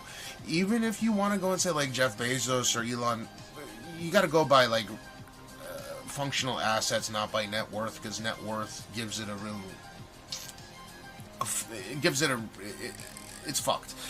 But the most cash rich person on earth right now would be Bill Gates, right? Where he doesn't have everything tied up in stocks. He is the most cash rich person on earth. Yes, there are people that have higher net worth, like Mark Zuckerberg or Jeff Bezos or Elon Musk, for example, or there's people like that. But he's the most cash rich person on earth. Now, you take the richest person in the world, like by asset, right? Cash rich person on earth, and you compare it to the poor person on earth, and that gap is narrowing more than it was even like 120 years ago with JP Morgan and Vanderbilts and Rockefellers. That gap is narrowing, so something is working out, right? As much as a lot of people, when they're alive at that particular moment, don't believe it, a lot of people say, oh, it's never been worse. Actually, it was worse at one point. It was a lot, not at one point, in the history of mankind. It's always been worse. And it just gets better little by little by little by little by little by little. And finally, we're here in at the dawn of the 21st century, and we finally have not as bad as a gap as we used to, right? There's so many different answers, but why do countries have to have war? Why can't we just follow the laws and leave others alone? Because it's beneficial for because one country or their ideologies could mean that if they absorb another country's culture or their resources, it would benefit them and the way that they utilize it, rather than a country to maybe have like extremists or terrorists running it, right? It always depends. It's always a perspective thing. And that word terrorist is stupid because it's a subjective way of calling people that you don't agree with a bad word, right?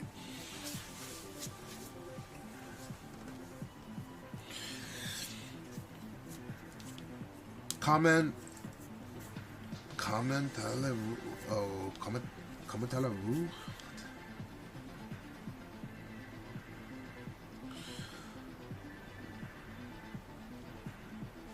But yeah, I mean, if you don't kick the hornet's nest every once so often, you get complacency, and from that perspective, war actually benefits humankind or humans in many different ways that a lot of people don't see. If you kick the hornet's nest every once so often, it gets people into gear, they start being patriotic towards their country, and allows people to start innovating again, making new weapons. Weapons directly correlate to new types of technology that can benefit humankind a little bit down the road, right? Like you get that trickle-down technology. We've always lived off of that. I'm not all about... Yeah, I think world peace is a fantastic thing, but we're not going to be able to live in some kind of Star Trek utopia. You know, that's, by the way, if you look at Star Trek, if the CCP, right, the Soviet Socialist Republic, had succeeded and they were not corrupt and there was no need for money, like Star Trek is the extreme version of what communism could be, or socialism could be. if you ever looked at it that way. Star Trek is that utopia where what people do is explore. And that is a beautiful thing if that is possible, but a utopia is not possible, right? Like it's not a possible. There's no such thing. It only exists in movies. But that's about as close as you would get to if the I think even Gene Roddenberry told me I'm sorry, we lived really close.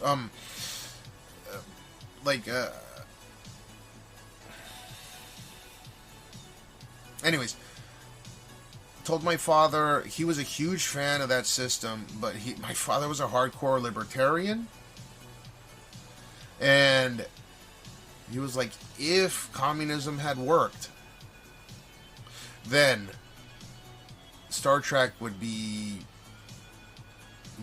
like the precursor to Star Trek would be like the Soviet Socialist Republic. You know?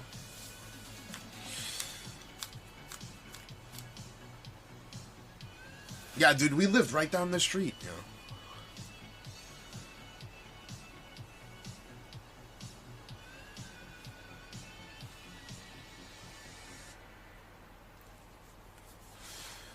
One second, let me.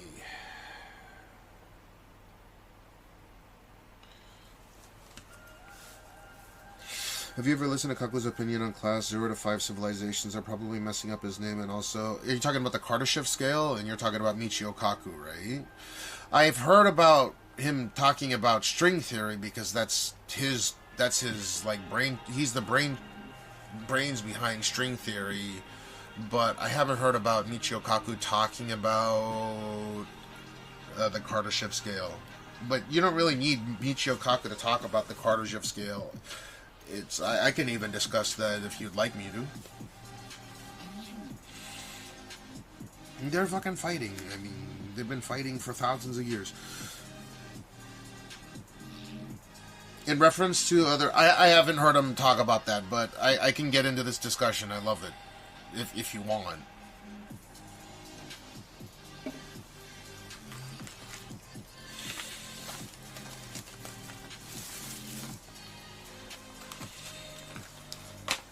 I don't mind it. It's one of my fortes. So the Kardashev scale is a scale that shows how advanced a species is based on how much energy a given species uses. Right. So a type 1 civilization, and by the way, I don't know the numbers right off my head. That's something that's extremely trivial, and you would be able to just search it online. We've discussed this before, and I'm right on the money with it. But a type 1 civilization, we're considered like a 0.72, and that is a logarithmic scale, by the way. So it's that the way that that power consumption needs to occur is exponential.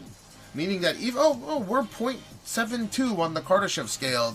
So it seems like we're pretty close to 1. No, it's like 300 to 500 years away before we can get there. But you can get the exact amount of, you can get the exact wattage that's required for humans to get to a Type 1 civilization, which is your Star Trek, right? And then a Type 2 would be Star Wars, for example. But a Type 1 civilization is capable of harnessing all the power that hits the face of the Earth that's coming from the sun at any given time. And being able to utilize and harness that amount of power means that we would be able to geoengineer the Earth in any way we see fit at our whims. We could basically play God on Earth, right? Please fart. I got Kevin Spade. I'm on fucking Ozempic. You already know this. I can't fart at will. Sorry. No, we're not a class 0. We're somewhere between a 0.68 and a 0.72. And you can go and look up the number of how much energy hits the face of our planet. Okay, that's what a Type 1 civilization is. So the sun has this solar energy output, and this tiny dot, the sun is blasting all these fucking protons, all this light, right? All this light energy that can be converted from solar energy into electricity, right? So there is a specific wattage that you can just go and look up on Google. It's very trivial, right? How much sunlight hits the Earth, and if we just was able to harness that amount of energy, that would be, if we were able to harness all the energy that came from the sun and hit us at any given time, all of it, that would give us the that type 1 that type 1 civilization status.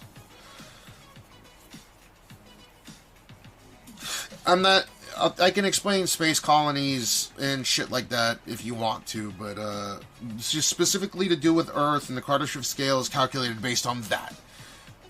So there is a number, if someone would be so kind to go and look it up real quick, how many watts of electricity hits the Earth, right? We would need to be able to store it and utilize that amount of electricity. Every second, there's all this solar energy that's hitting Earth. And if we were able to harness that specific, there is a calculation for it, and again, Google is your friend there because it's trivial. That's when we're a type 1 civilization. Right? Whether we use nuclear fission, I don't think there's really a huge reason to use nuclear fusion, but whatever.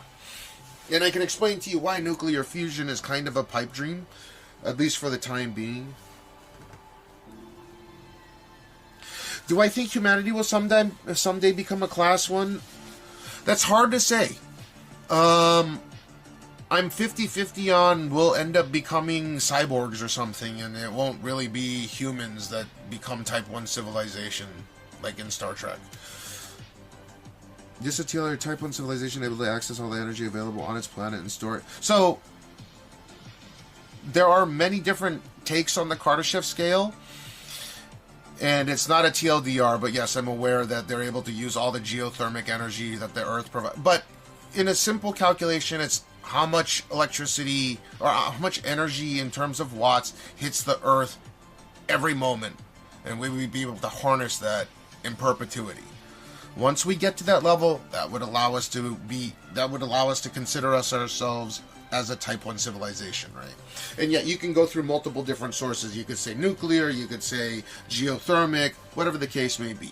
But there is a specific number, and that's how much wattage hits our Earth at any given moment from the sun. We would be using that much electricity to be considered a type 1 civilization. Because being able to utilize that much energy would mean that we would automatically be able to harness geothermic energy at that kind of rate, right? So let me see. Cashmeow, the sun radiates a tremendous amount of energy source with an average of 173,000 terawatt. There you go. So that's the number. Once we're able to harness that, then we're considered a type 1 civilization. It would take about that much technology, something like 300 years from now, maybe 400 years from now, maybe 500 years from now, we would be able to utilize about that much energy. But in the grand scheme of things, it's really not that much, right? Oh, you're saying, okay, fair enough. But you get where I'm coming from yet. It can come from different sources. Splitting the atom, fusing atoms, doesn't really matter. If we can get to that number, the 1.73 times 10 to the 17th power in wattage, in watts, then we would be able to call ourselves a type 1 civilization. That is the criteria for becoming a type 1 civilization. Yeah, I'm happy to elaborate on that, but you know, it doesn't have to strictly come from the sun. It could be from splitting, like I said, it can come from splitting atoms, but we have to be able to hit that number in perpetuity, constantly. We would need to be a civilization that could harness that amount of energy, no matter whether it comes from the sun or not is arbitrary, but the simple calculation is based on how much energy hits us which is 173,000 terawatts. That's a lot. It's orders and orders and orders of magnitude more. How much are we creating right now relative to that number, the 173,000 terawatts?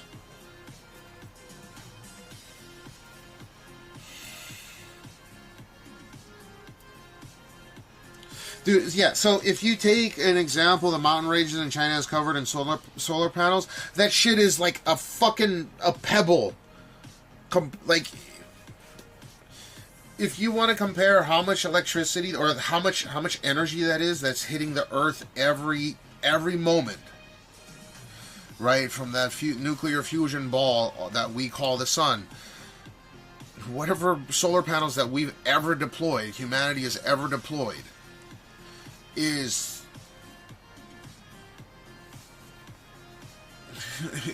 nothing in comparison, you know.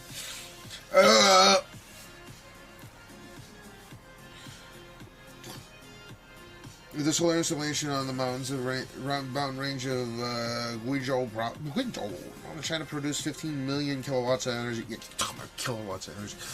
So you need megawatts, terawatts. You're talking about 173,000 terawatts. So you're talking, that's 15 million. You're talking wait. You're talking about like an order of magnitude, an order of magnitude, an order of magnitude. Wait, because it's 1,000, right? So it's like what, 7? It's like 57 orders of magnitude before we can even get close. Oh my god, what?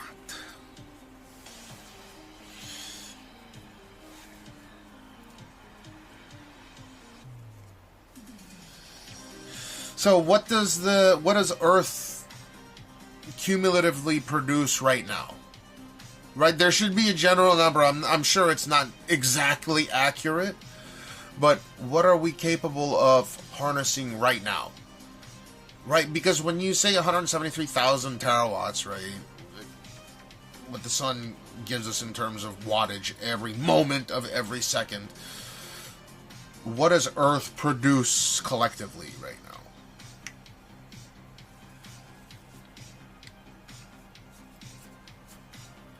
Yeah, so you get to megawatt,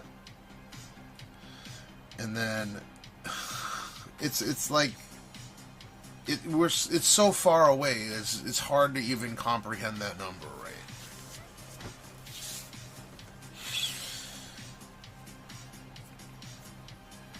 Oh, you could just say, well, 173,000 terawatts would be 173 petawatts, right?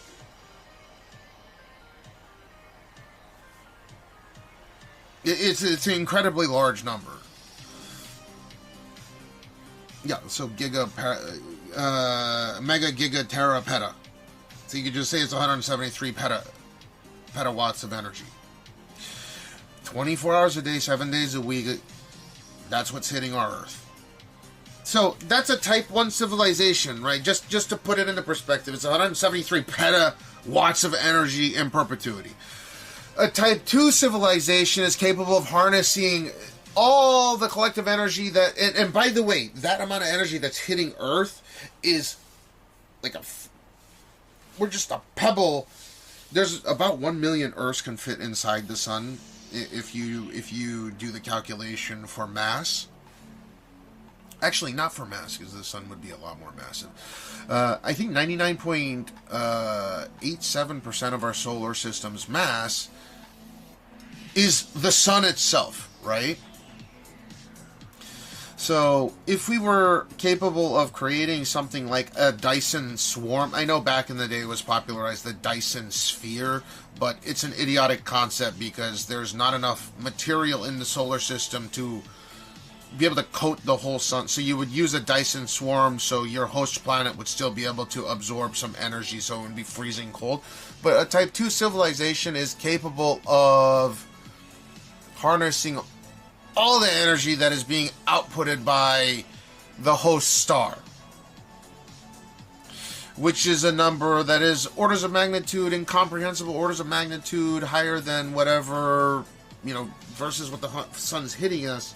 We're talking about what the sun is emanating in all directions all at once, 24 hours a day, 365 days a year, so on and so forth. That would be a Type 2 civilization.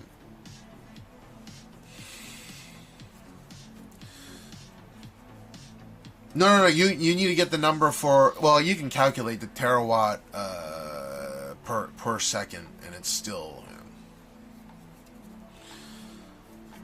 This is not even 173 petawatts of energy is insane. That's per hour, so 3,600 seconds in an hour. You go by a second, right? Jake and Wawa.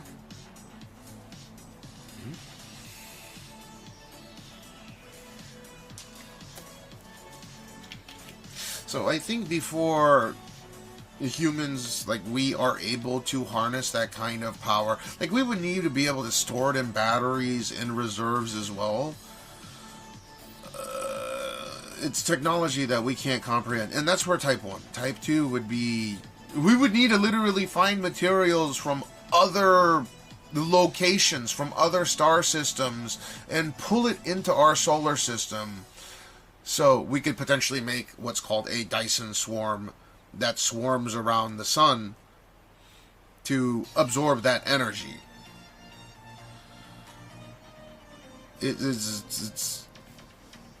And if we have the technology to do that, then we could be considered a galactic civilization. Or maybe that's a Type 3. A Type 3 is able to... When I say galactic, I mean a Type 3 civilization on the old Kardashev scale means that we are able to harness all the energy from every single host star inside the galaxy, in the Milky Way galaxy. And there is a particular number that I'm sure you can go and look up, which means that we would be able to kind of be like gods and functionally warp at faster than light, many orders of magnitude faster than light.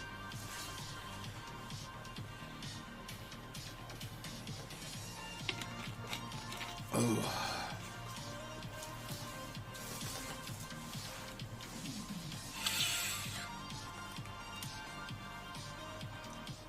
IG 1%, G1%. What's G1%? Megawatt. You said that already. What's up, Melozello?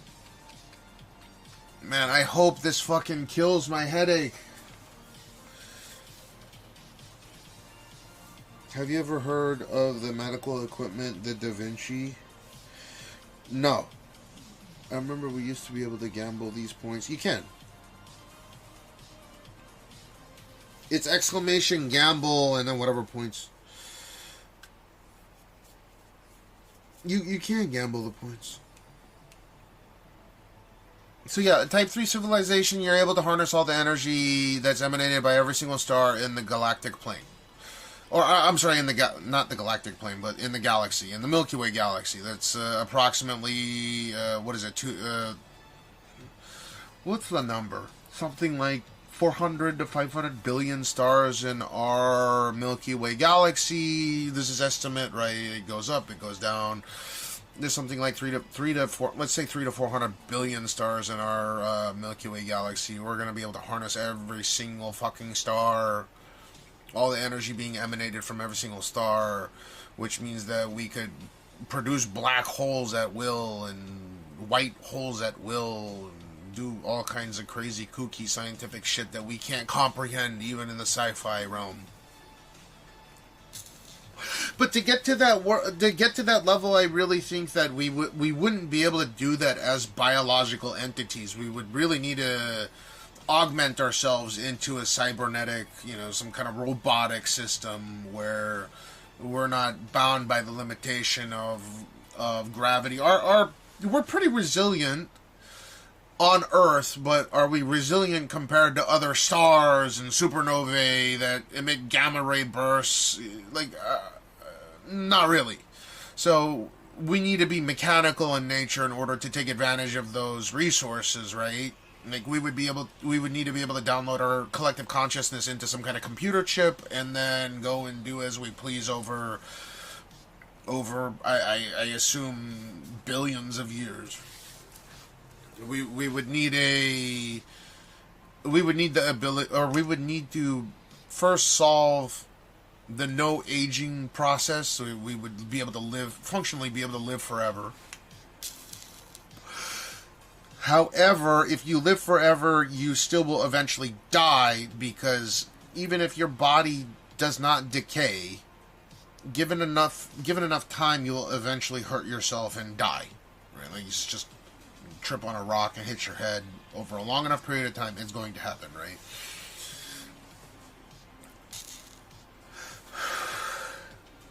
Bamboni, the interesting thing is once we're able to harness that kind of energy, like, we have a bubble around in our stellar neighborhood, right? We've been emitting radio signals for something like 90 years now. Someone correct me if I'm wrong on this. Fusion, be appreciative if you can correct me. Just go on Google and correct me. There is a bubble with a 90-year radius that we've been emitting these radio signals. About 180. So if it's 90 years in one direction, about 180 light years across. So our stellar neighborhood, if there's any kind of biological entities or robotic entities or whatever, some kind of sentient entities, would be able to see that there is something that is of unnatural origin that's being sent. So let me give you a good example. Let's say that there are some aliens or sentient beings that are living. What's a good star? That's like. I'm just gonna make whatever up. But if there's a star like 50 light years away from us, they're probably seeing the Apollo space, the Apollo space missions being broadcasted. If they're able to decode our signal, they're able to see that we have flight and liftoff into space and that we went to the moon and shit. They would be able to see that if they had the technology to decode our types of transmissions, right? Our radio transmissions.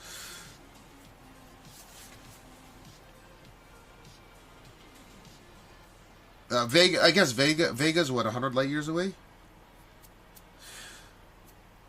Pretty sure we've received radio signals too, is not knowing from his. So, up until like the late 70s and early 80s, the most odd signals in the universe were coming from neutron stars and magnetars. And the reason for this is because they are able to rotate. Like, basically, these neutron stars are remnants of extremely massive stars that collapsed in on themselves, and that's like they're the ghost of that particular star.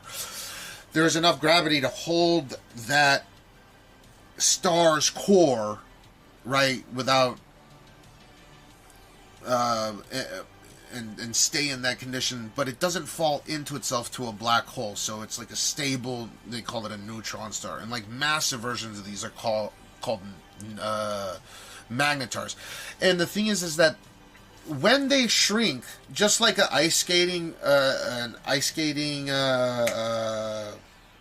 skater pulls their arms in to spin faster, the same thing happens with stars. So their stars are usually they have some level of rotation, and when they shrink, their their velocity. Why am I'm like forgetting the word for this?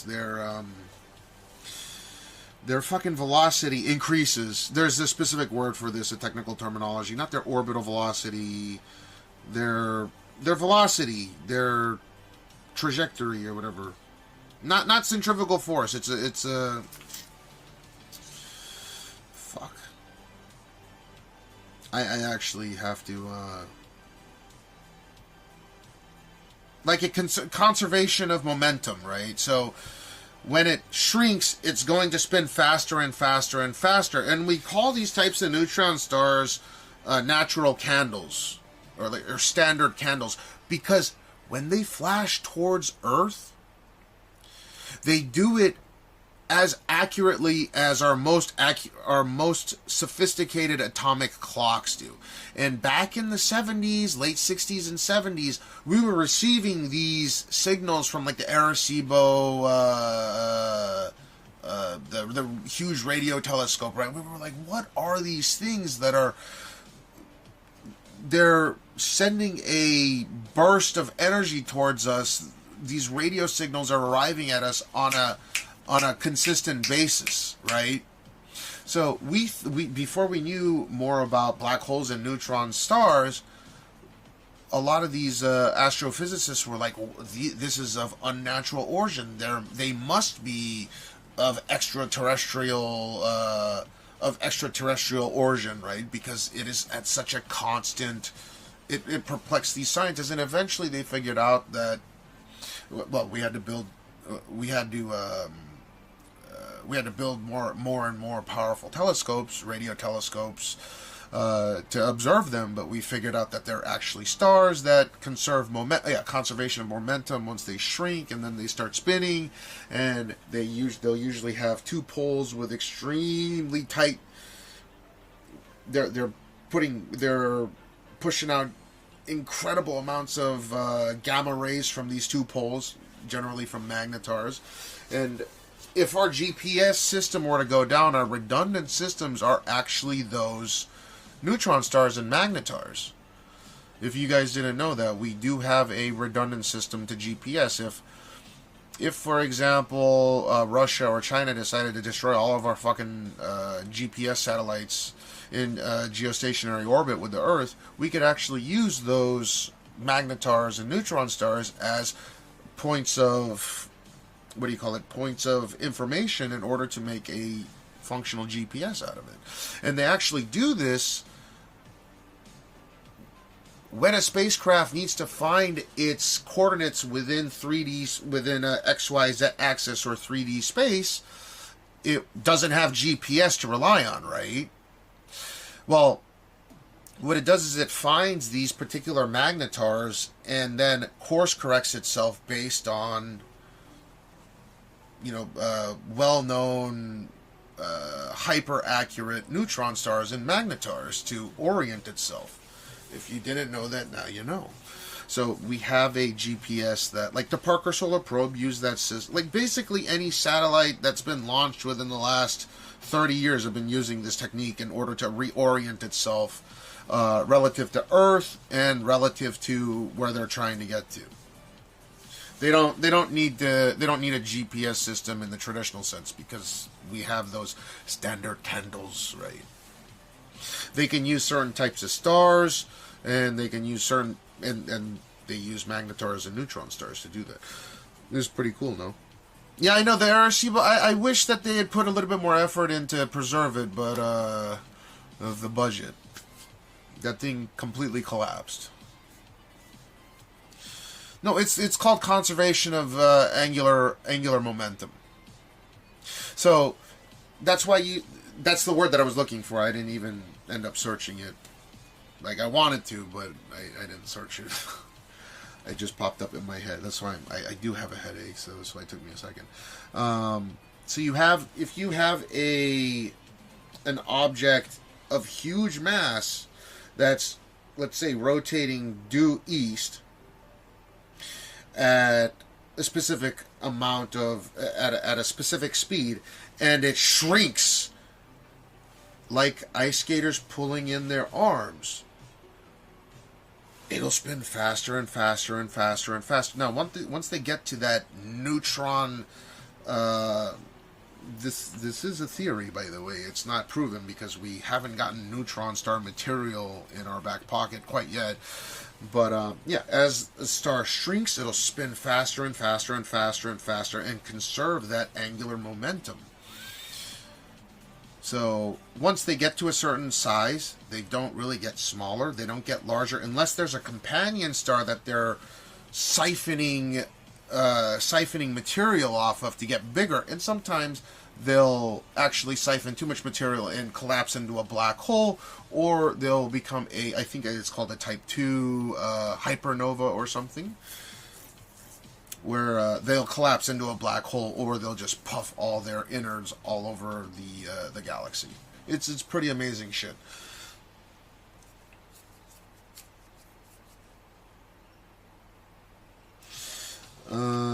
We've sent signals around 200 light years so far, according... Okay, so I said, what, 90 years in each direction, so about 100 years radius, so if you take that, it's 200 light years. Yeah, it sounds about right. But it's impressive to understand that we have this bubble around... And what did he say? He said we've sent signals for 200 light years so far. We haven't sent signals for 200 light years. We've sent radio waves for about 100 years. I think I initially said 90 years, but you're saying that it's 100 years. So you have the point source of where it came from, and you know you can take the radius and then just double it, right? So we have this bubble.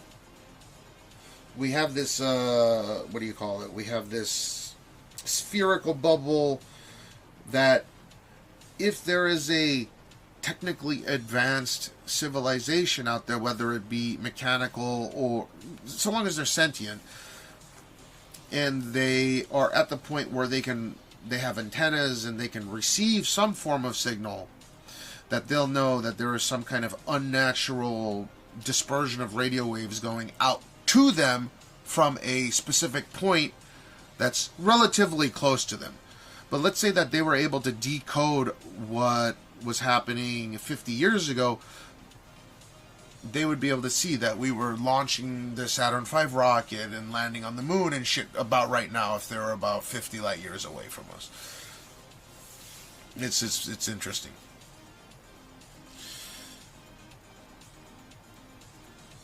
Yeah, the angular velocity, correct, yeah. I think I repeated myself like 5 times regarding that. So, when it shrinks, it conserves momentum, so it gets faster and faster and faster, and we call those standard candles, and they exist out there. And they're about as accurate as our most accurate atomic clocks. It's pretty cool shit, no? I know people don't give a fuck, like, at first I was asked regarding these things, and now people, oh, that's fucking boring, Cash talking about this stuff again. But if you go and check it, it's accurate. Now, there are trivial words and technical terminologies that I can't think of right off the top of my head, but yeah, I mean, I can definitely discuss it.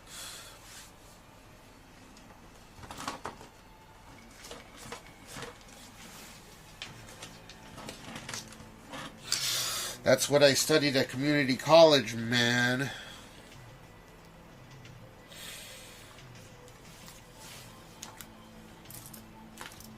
And no, I'm not a fan of Ariana Grande because, I don't know, it's just...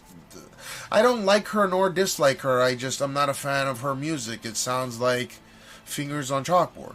But from what I understand, that she's a nice person. So I just don't enjoy her music as an artist, but she seems to be a nice person, right? She's into philanthropy and shit. I love the time of the I'm enjoying a chronological watch through of Star Wars. Chronological watch through of Star Wars, so that might benefit my current enjoyment. Star Wars. Ariana Frappuccino. What the fuck?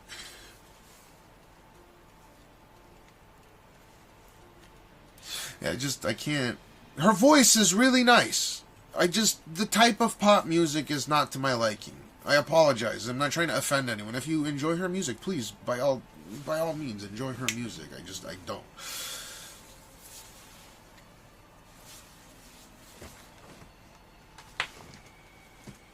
Where the fuck did I put this? Go away, headache.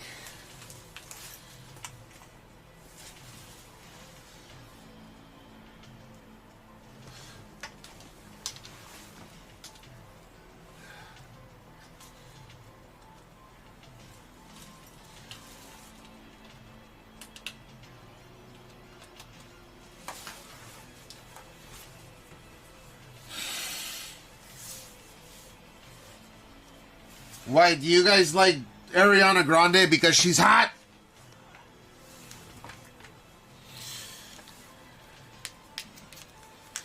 I am, dude. I have my drink right here. I gotta eat something, dude. That might be another reason why I'm not feeling so well right now.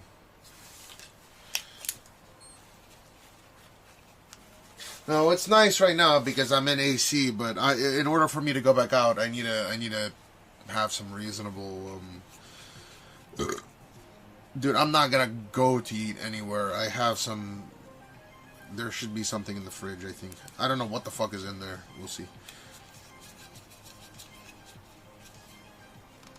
I was looking for Tylenol, but I couldn't find it. I bet it's in this box right here, but I took a Loxapron. Fuck, 38.4. Right. I got 38.4 fever.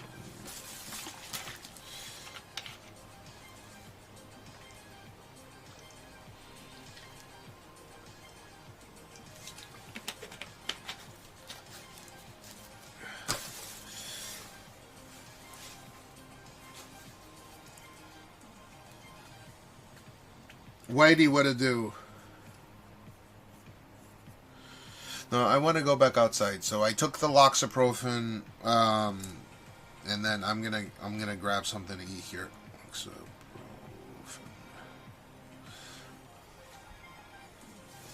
Why don't you come with me so we can make this?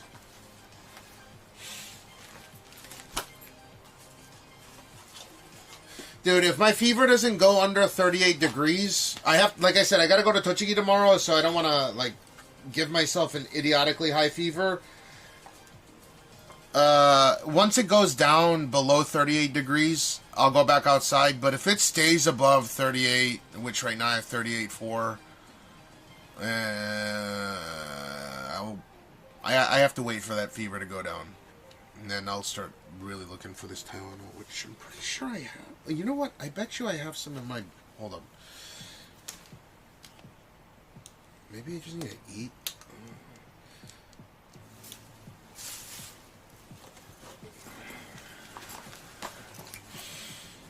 Any ice rinks there? Yeah, they have ice rinks near the...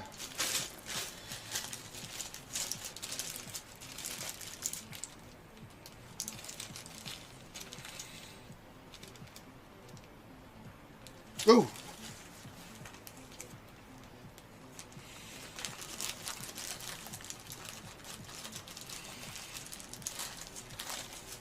Okay, I got one.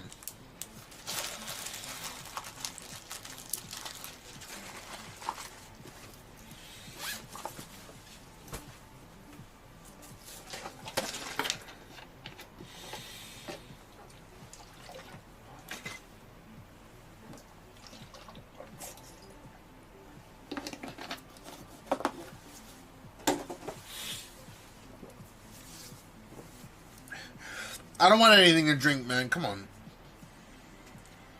I like a cold can of... I like the cold can of Boss Black Coffee. And that's not a dig at a race. It's called black coffee, okay? Even though the beans are more brown than anything else.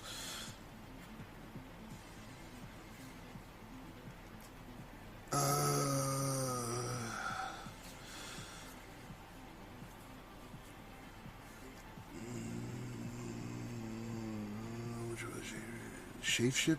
No. No, dude, I haven't gotten Starlink, and now I don't want it at all because apparently the base station needs to be active in order for you to even get the fucking satellite feed anyways. It's such bullshit.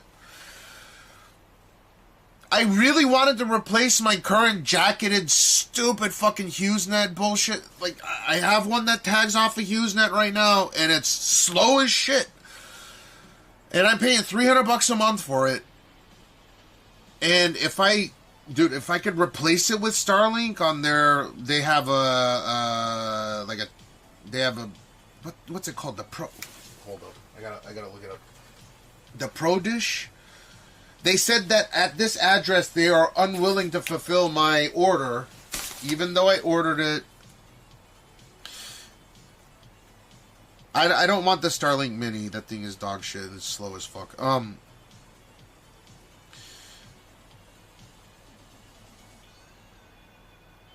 Starlink, is it called the Pro? The Pro one? It's the $2,000 one.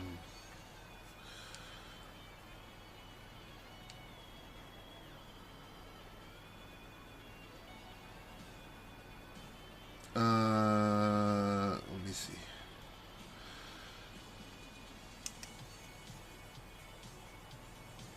Where is the service plans?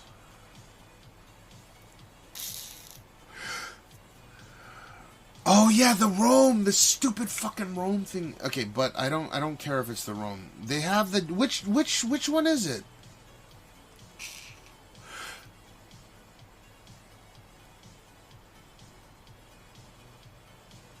Is it the global priority one? No. No. I just want to replace the current jacketed iPhone one that I have right now with this. I think it's the local priority 2 terabyte plan. Oh, no. The local priority 1 terabyte, and then what's the dish? Where is the dish? Which dish? The Pro one. The Pro. Fuck. Starlink Pro Dish? Is that what it's called?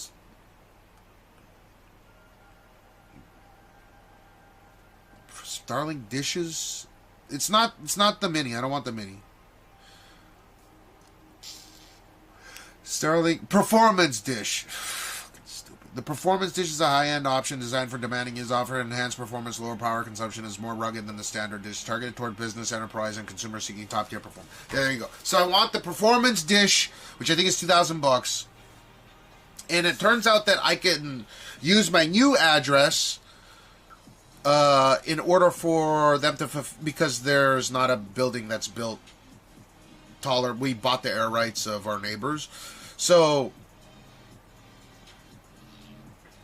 I can use the new address in order to get that Starlink, because that property has line of sight that's required in order to get the service.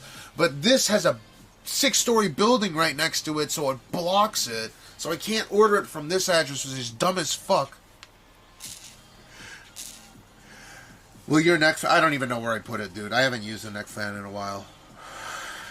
It's not Roam Unlimited. It's the plan is 39,000 JPY a month.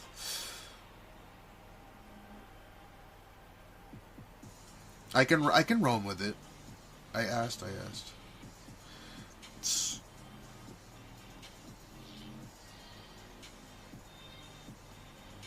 The land mobility business one. Where is it? What's the structure?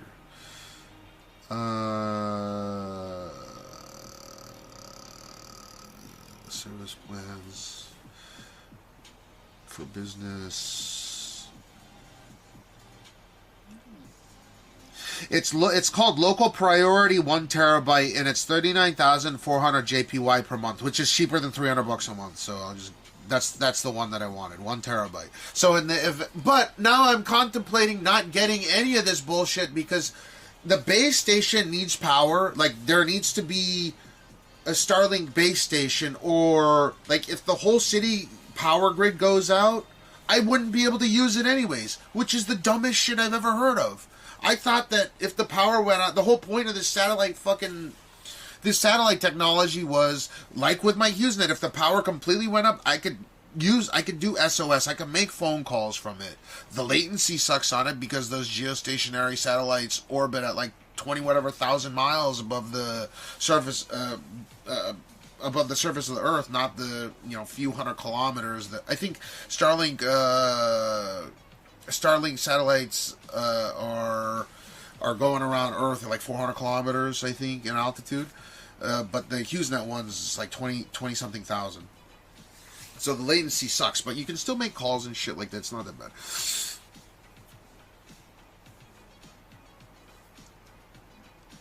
Yes, I am fat, Ruby. I am. I understand. Yeah. So the whole reason why I want it is in the event that there's like a volcanic eruption or there is like an ass fucking. So long as I can power the dish and put it on the roof and get signal, right? Even if there's no power in the city, because I have power myself, I can plug it into shit that I have, that I would still have, relatively fast internet. But no, the base station needs to have power or it's useless. It's fucking useless ass dish.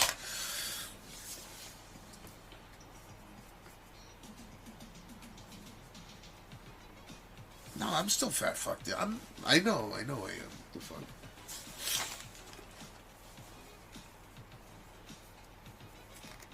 Dude, I seriously couldn't see my neck whatsoever just a few months ago, so it's gotten better. You gotta give me some credit there. Alright, let's go to the other room to yeah, can someone confirm that if I want to get Starlink, if the base station doesn't have power, then I don't get Starlink, right? I cannot get internet without base station, without the Starlink terrestrial base station having power. So if that goes out, then it's kaput. It's totally fucked. I think, Rosanio, you were probably the first person to confirm that.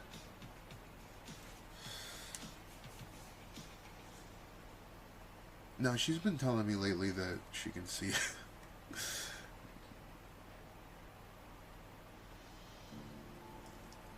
Alright, let me go over on cellular. Or, I'm sorry, let me go over on... Actually, I need to piss real quick. I'm gonna cook with you guys, but it's not really cook. I'm just gonna make like a salmon bowl or whatever the fuck. Yeah, that's fucking stupid. Why do they do that? Like, why can't they just... Even with like the business plan, I can't do that. I'm looking at this. This is the bit here. Before I switch over, this is the business plan that I want. This one, this local priority 1 terabyte is $39,400 a month. Like, I don't mind 2 terabytes, but like if the power completely went up, whatever. That's close to enough for me to be able to stream for a whole month.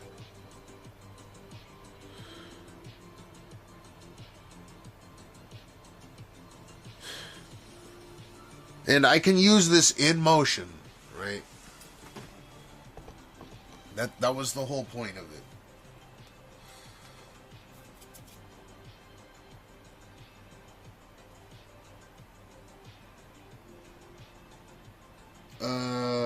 What the fuck?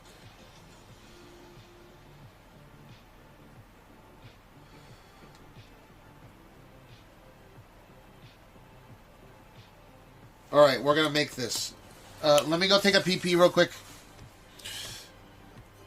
I won't be long.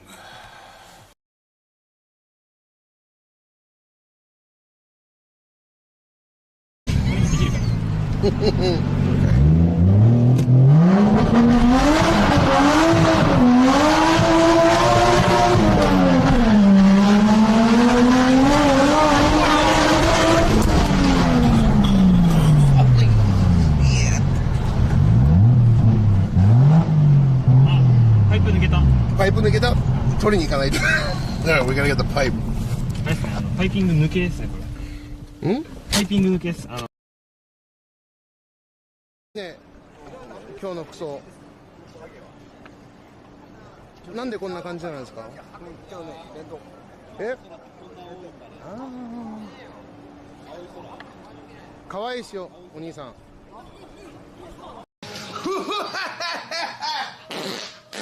You arrested me.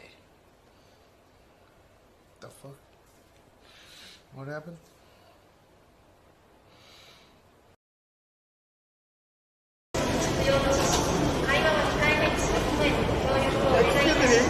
Can I help you? 新宿行きたいんですけど。なんだ日本にか。はい。新宿は山手線で行けるんですよ。山手線で？こちら東京。Wow. Brother is very fantastic. Yeah, yeah. Yeah, that's hot. Yeah, I understand. Very, very fantastic. Brother. I bet. Yeah. Do you pay or it's just, just free? Brother, I. Is that a bee? Is that a bee?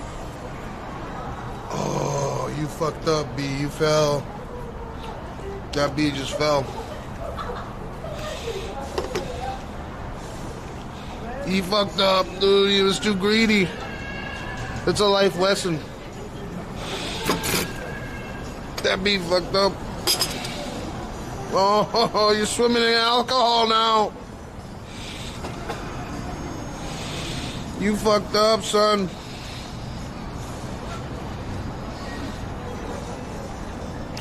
That's kind of sad.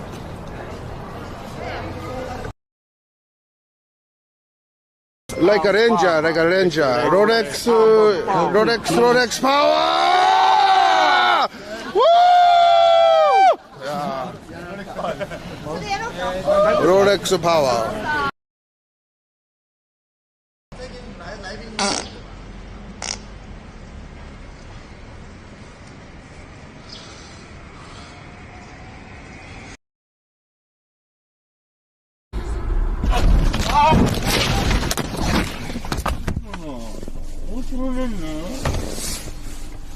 なんでこの曲がるんだね。大丈夫ですか？大体何言ってんだよお前。どうしようもないよまたやっちゃって。どうしようもない。どうでも。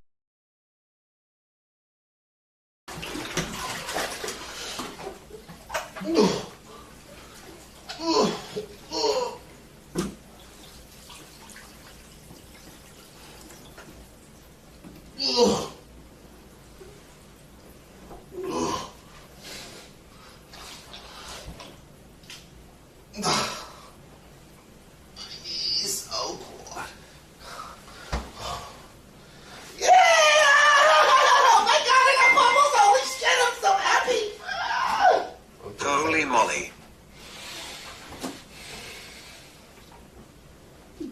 Sorry. It's taken away. Where is the faucet? Oh, no you don't.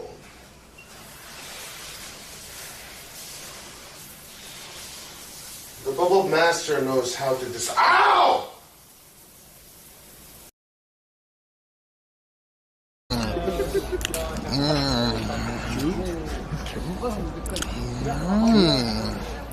Buono.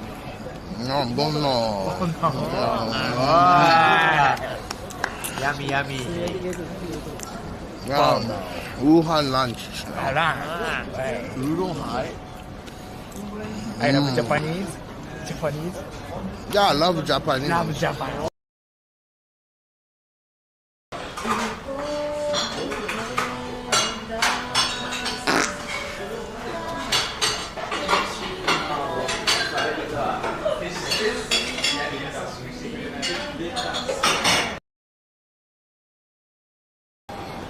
You live streaming? Yeah. Oh, you got a whole bunch of people in the chat. Nah, I like 5, 6, maybe 7. Oh, what's good, guys? Yo, follow me, Spence MR on Instagram. 61 Heaven is our group name. 6-1 Heaven? 6-1 Heaven Records, yeah, we're out of Boston. Shut the fuck up. Who said that? Some hater, right? No, it's my. They're here or downstairs. So. You might be in that door. I forgot. What's up? What happened? No, that motor is gone. What is wrong? No, his butt just like brushed against the blinds, you know. But you're closer, so you're gonna smell before us. Dude, I love this. But I gotta do that to succeed on Twitch, right? That's kind of a rule, right? I know, it's all.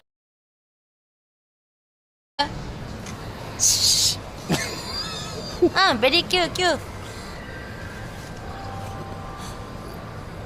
Dix. ディックスはやばい。ディックスのレズってこと？ディックスだってエッチしたいところでしょ？いや違う。ディックスってツイッチ内のミームなんですよ。ミームってわかる？わかんない。ミームがわかんない。ジョーク。She's on her way.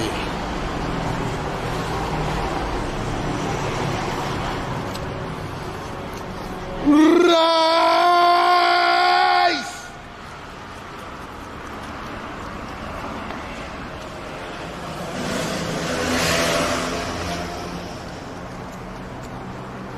She said that she's on her way. Yo, let's complete the level 3. Let's get to level 4.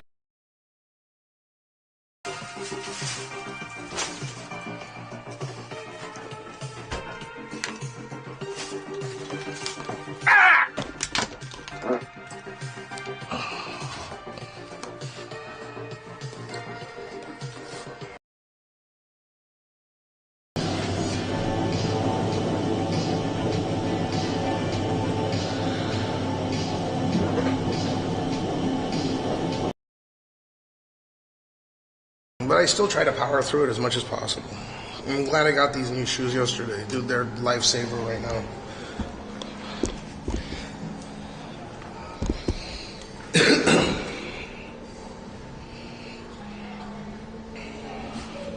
And these are Gore-Tex, so they'll be good in the rain as well. Alright, you ready, Big White Dragon?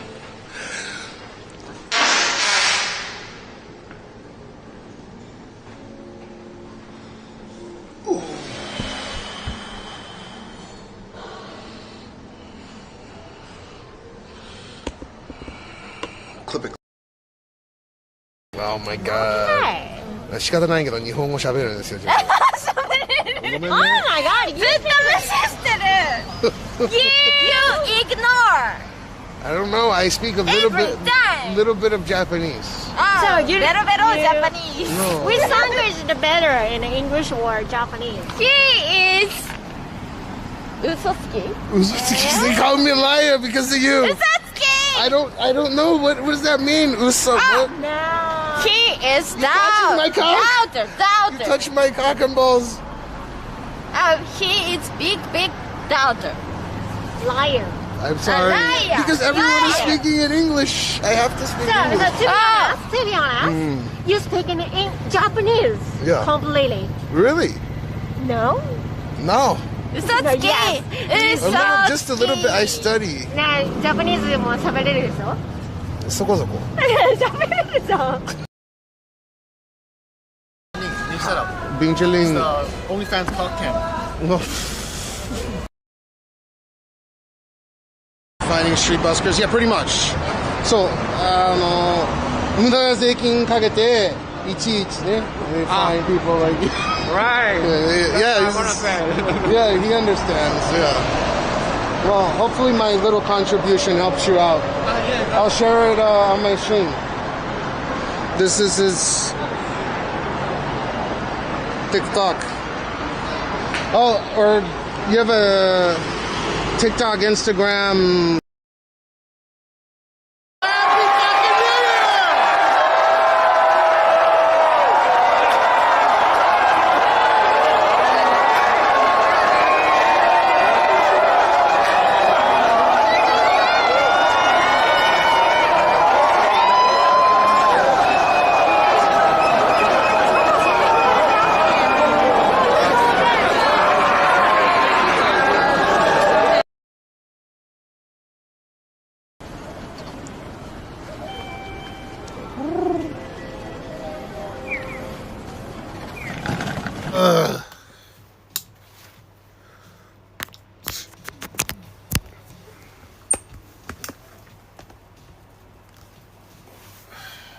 well, shit.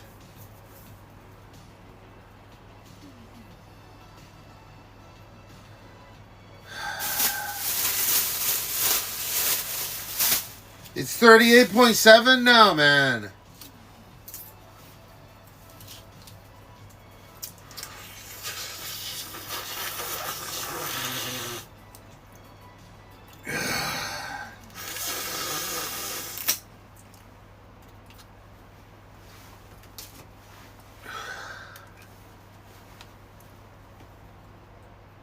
How does the fever go up?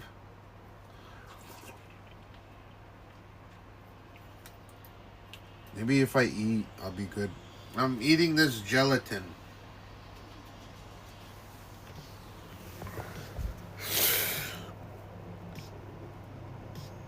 Does that look delicious? Mother yucker.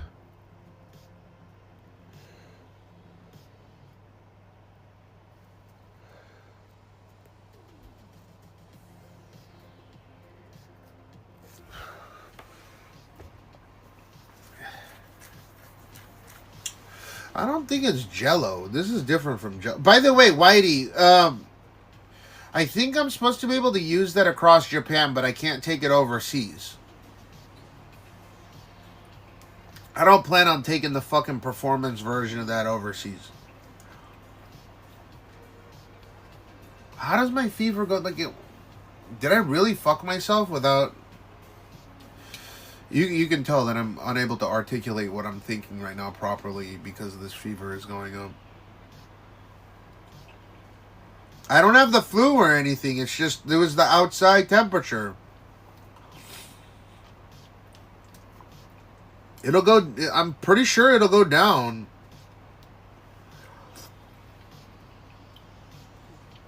Yeah, so that plan, which is like $260 a month or $280 a month or whatever it is, right? 39,000 JPY is like $290 a month.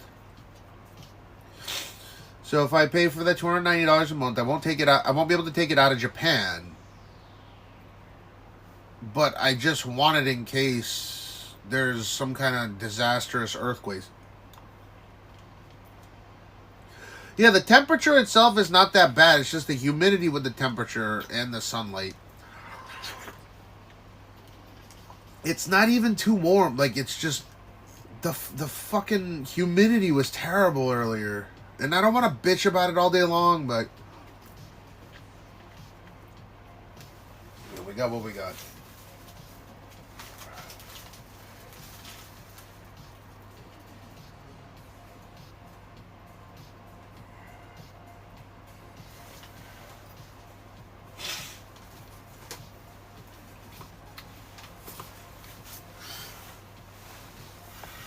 So, give it a bit and try to get the fuck out of here. Or maybe you guys should look forward to me being live tomorrow going out of the city. That's something reasonable, I think. Because if I force it, I can't go to Tochigi due to the fact that my brain is cooked. That would be a problem. Cool, Keith.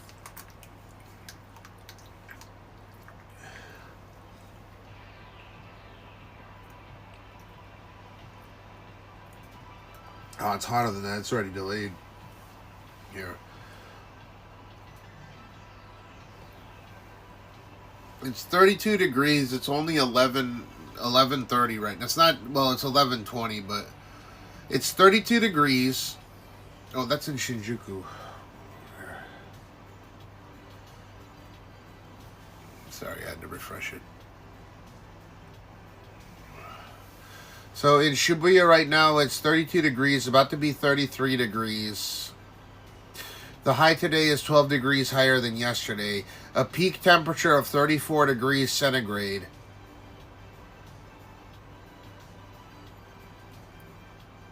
With the humidity at 60%. So if the humidity goes down like close to 50, then I got no problem. So you can tell that it's delayed a little bit. So it's not particularly super hot or anything. It's just the humidity is ridiculous.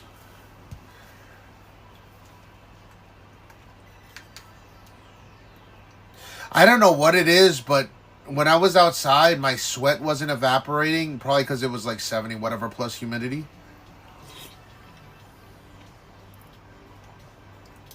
No. It's the humidity. It's not that it's hot as hell outside. What's that in Fahrenheit? It's like 90, not even 90 degrees Fahrenheit. But the fact that I have a fever right now makes it like doubly hot. I hope my fever goes away shortly.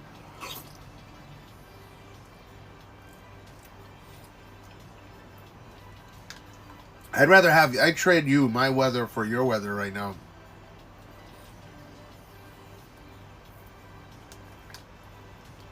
What is it? Oh, it's close to 90. It'll hit 90 whatever today.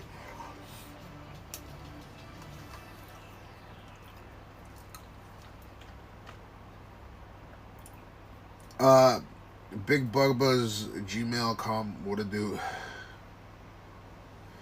Big Bubba Boss Gmail.com. Yeah, but what's the humidity though? Was it humid as well?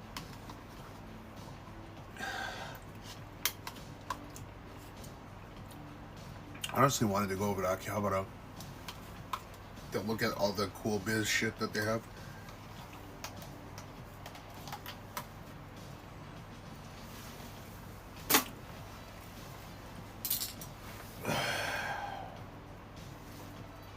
Alright, let's go make this. The rice wasn't even cooked because I had noticed that I won't eat any of it. That's the shitty part about trying to lose or losing weight is I will make something and I won't eat it.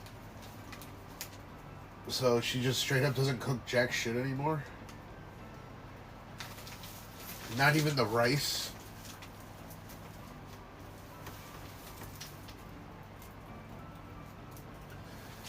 At least my equipment's not overheating or anything.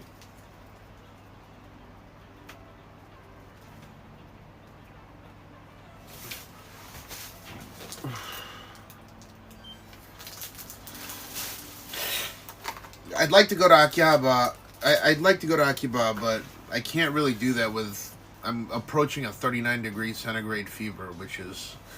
Hey, Google! What's 38.7 degrees centigrade converted to Fahrenheit? Python.code_reference and code_event_index equals 2. Celsius equals 38.7 Fahrenheit equals Celsius * 9/5 plus 32. Print. Fahrenheit. Okay. Text.code_std out and code_event_index equals 2. 101.66. 38.7 degrees Celsius is equal to 101.66 degrees Fahrenheit. Shut the fuck up! Python.code_. Oh my god, dude. Retarded. Okay, so I have a 101 dot whatever fever right now, which is relatively high. It went up from my 38.4 or whatever it was to 38.7. And if I go out with this, I might fucking pass out. So I need that fever to go down under 38. Once it goes down under 38, I'm happy to go back out. But, yeah. I don't know what the fuck it was doing. It was fucking retarded. But yes, if I can get my fever down to under 38, I would love to go directly to Akiba, yeah? Let us talk degrees 33. No, my fever is fucking 38.7 right now, which is 101 point whatever degrees Fahrenheit. And I have like a high fever. It's considered a high fever. Yeah, Travis, the interesting thing is that your temperature outside is a couple degrees higher than my fever, which is not good.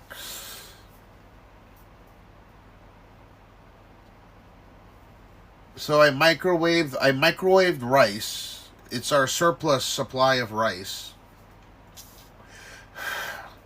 Ugh. What the fuck? This is already smooth. Damn, I wish it was 18 degrees here right now. Shit. Oh, do you guys want to go see the master bedroom? I want to do something.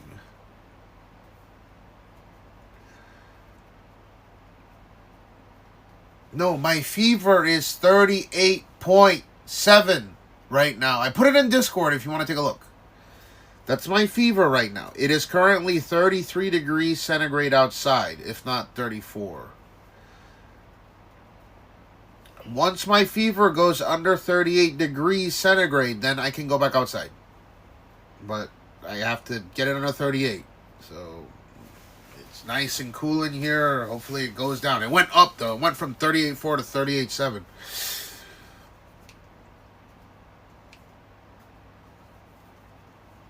Find the NIB PS3. You want to see what it looks like in that fucking room? Oh my god, dude, it scared the shit out of me, man. Oh my god. King Greek, thanks for the tier 1 for 46 motherfucking months, man. Dude, 2 more months till you got 4 years on here.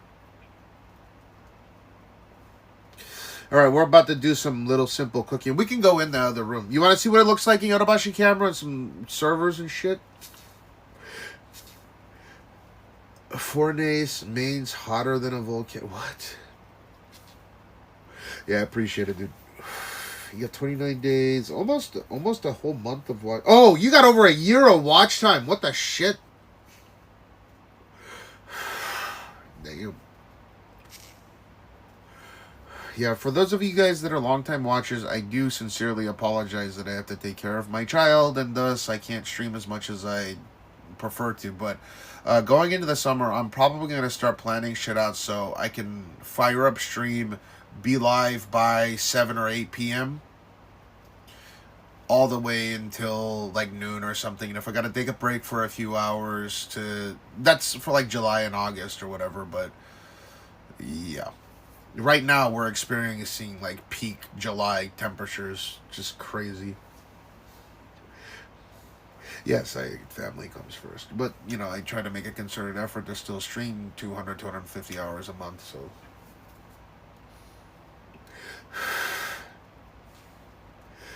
I appreciate it, Whitey. But even with that, I think I still put in, like, decent amount of hours.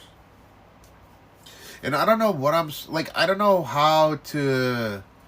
I'm definitely not going to drink this summer because I wouldn't anyways. Like, if I was going to drink during the summer, it would be within a shop or within here. And I would sober up before going outside, if you guys remember, because I will straight up feel sick. But I did check earlier. My equipment didn't overheat whatsoever. If my equipment goes over 40 degrees centigrade, like the CPU is inside the modems itself, it will give me like it'll give me a notification saying like it's overheating right now, so you may get diminished performance or whatever, and it'll cut the charge, which is fine because I still get decent speeds on it.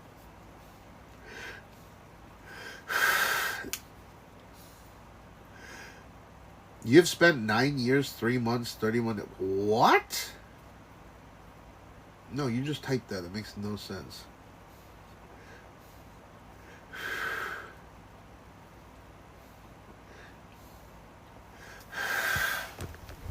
It should have been October of 2020 for the IRLs.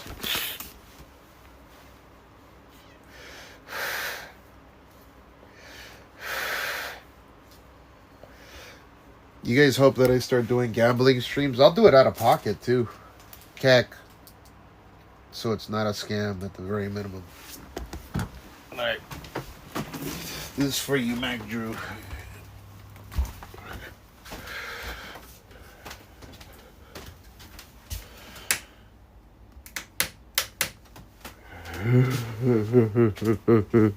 Oh, I'm NDA'd. I can't show this box.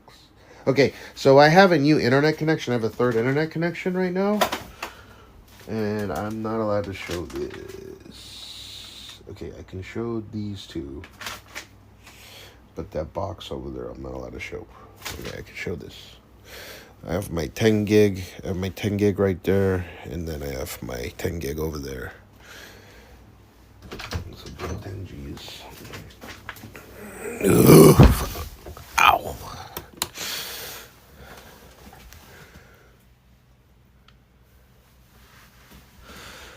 So this is the master bedroom. And there's way more like space behind those closets as well, but oh yeah. It's got that 32-bit DAC on this bitch.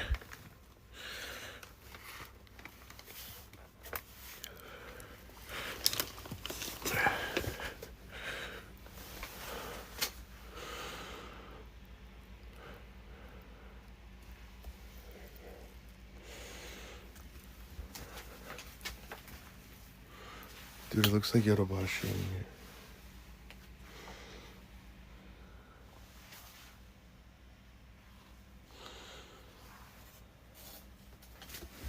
here. Love.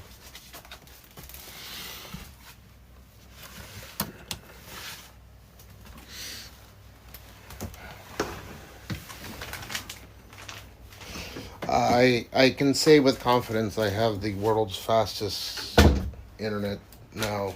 I don't give a fuck if you're in a data center or not. I got some servers. Where are the servers? I got some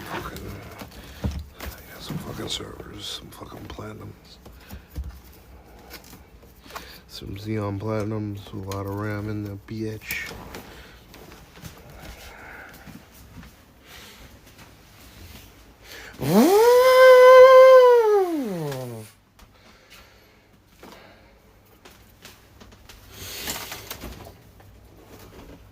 Oh no!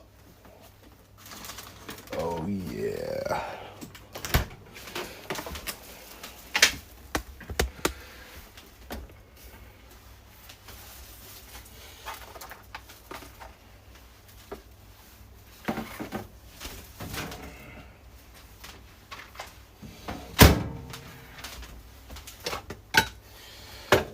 Hopefully this food helps. I put the lime in the coconut. I feel so sick right now.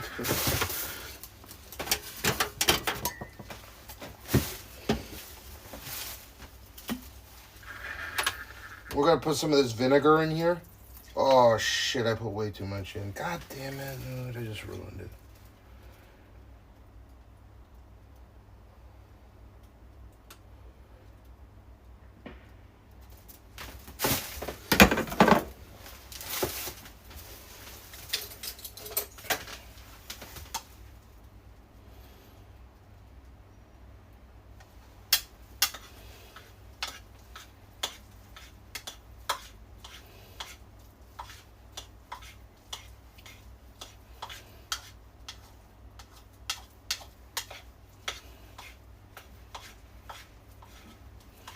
Oh, I guess it wasn't too much vinegar.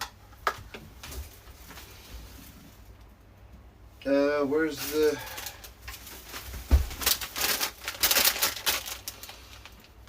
Dude, it is such a mess.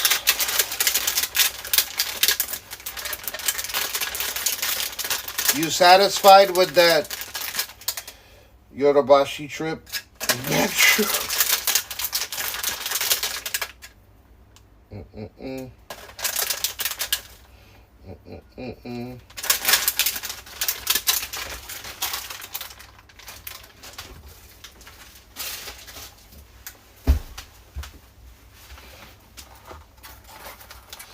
Dude, I can't. I don't have the fucking mental capability to do that right now. To look for the fucking other PS bullshit.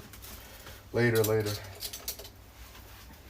Like I seriously don't feel good, probably because I haven't eaten anything in the last 2 days. Like I had a salad every time I take Jean and my parents-in-law out. I just have a Caesar salad, but it's not enough. Like I need to eat some more.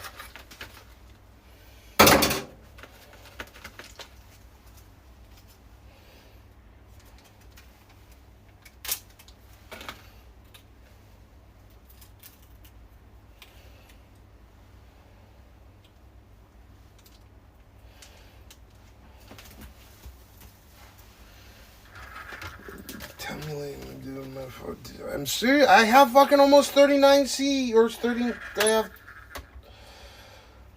have fucking bad fever right now, man. I took the medicine. Hopefully it kicks in. Maybe I need to lose.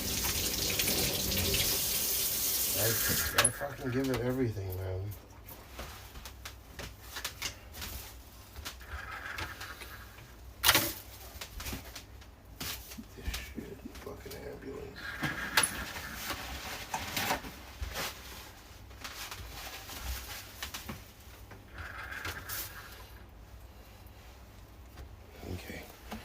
So it's a tuna something. I might not be able to finish this. I don't feel well.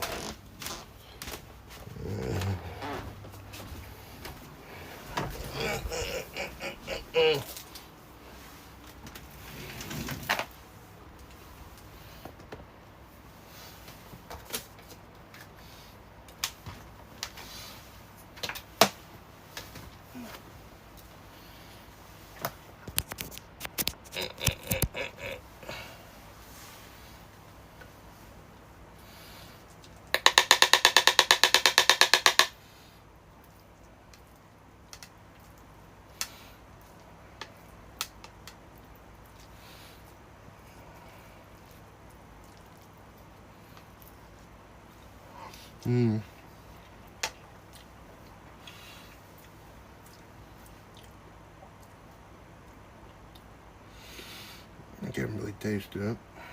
And I put enough soy sauce in here and some vinegar in here to taste it, but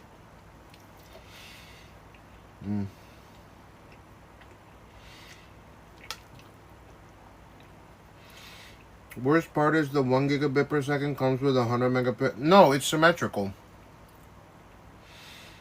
And because I have a P2P line, I'm under NDA, so I'm allowed to say that I have it, right?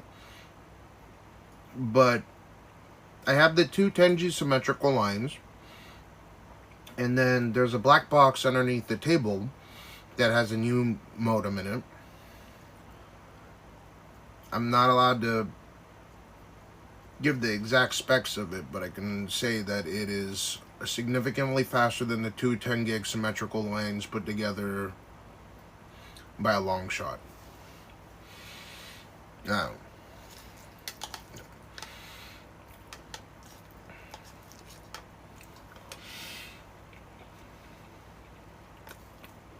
why don't they just do symmetrical? It's fucking fiber to the premise, no?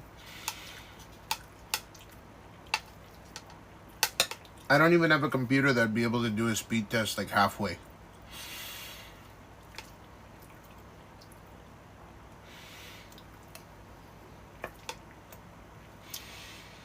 It's a tuna bowl. I needed to eat something. I haven't had anything to eat in many, many hours. Except I had a salad like yesterday. But I needed some carb and protein.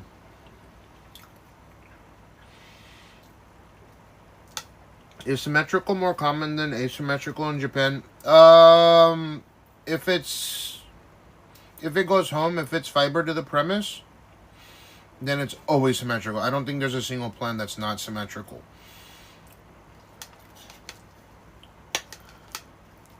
At least I haven't seen it. But there is one plan that's a base Sony plan that has 2 down, 1 up. I don't know why they do it, but it's super cheap. It's only like 20 bucks. And there's jack-offs on the outskirts of Tokyo, these fucking pieces of shit that are reselling it, these IRL fools. They're literally doing the riskiest shit that could cause them a lawsuit. I'm not fucking around. And I'm probably going to report them if they keep fucking around. They're so fucking... They're so broke, right? Like, they refuse to get a job. That they have 2 Neuro... 2 gig down, 1 gig up, and they're reselling that bandwidth, which is against the terms of service of the contract. And they just have a bunch of computers in their living room, and they're charging people, which they're not allowed to do, by the way. So they have it port forward and they're reselling that bandwidth, which is a mega security risk on not corporate lines, man.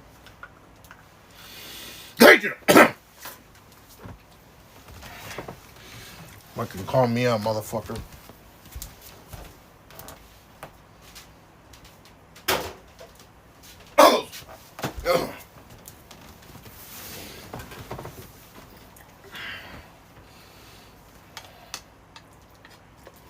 So it's illegal to do that in Japan, yeah?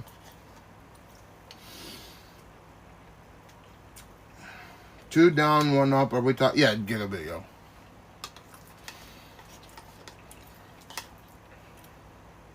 So there are these people that are reselling this bandwidth, right, in Japan on going against the terms of service of what they're allowed to do. Like, for example, I have lent people bandwidth, but I don't charge them anything for it. If that makes sense. Well, what they're doing is that obviously the port forwarding, it's a major security risk to Sony to allow these jokers to fucking do this. Port forwarding is fine, but the way that they're selling the bandwidth, ooh.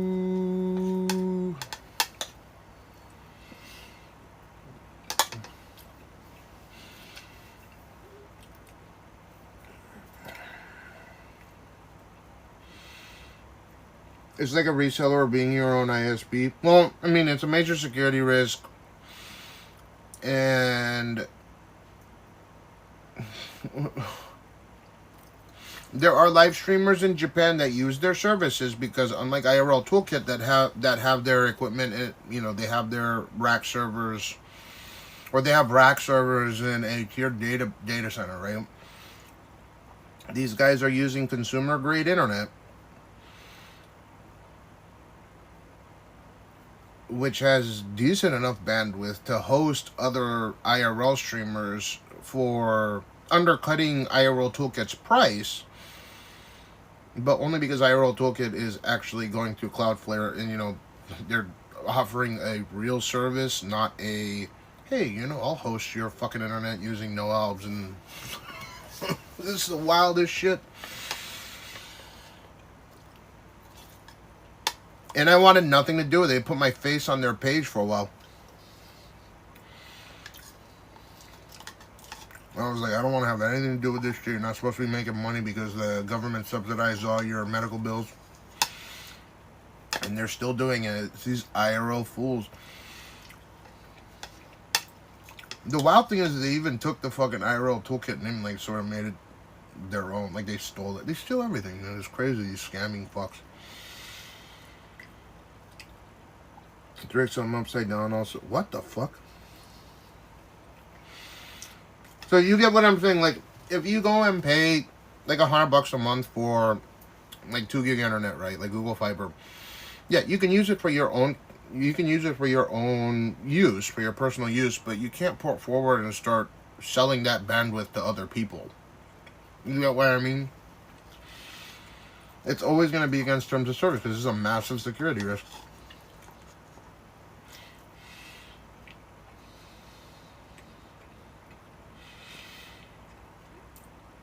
Does that make sense, Kinrick? This is what these people do, though.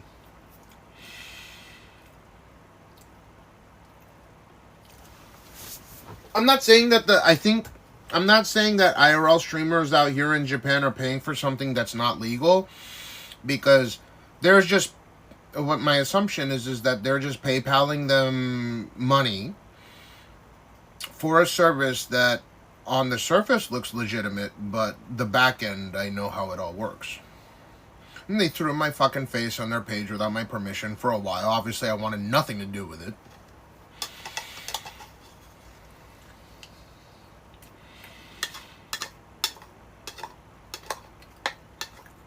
Nope, not a legal business. They're still not registered, which is wild. So they're evading taxes as well.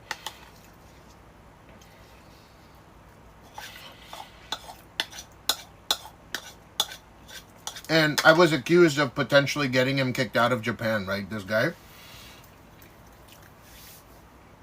I'm not the government. I never fucking told anyone. But they must have felt threatened enough to say some shit like that. Like, I'm the government. Like I'm the fucking prime minister of Japan. I can get you kicked out of Japan. What the fuck does that even mean? But yes, the service is completely illegal. The way that they're hosting bandwidth and, you know, absolutely.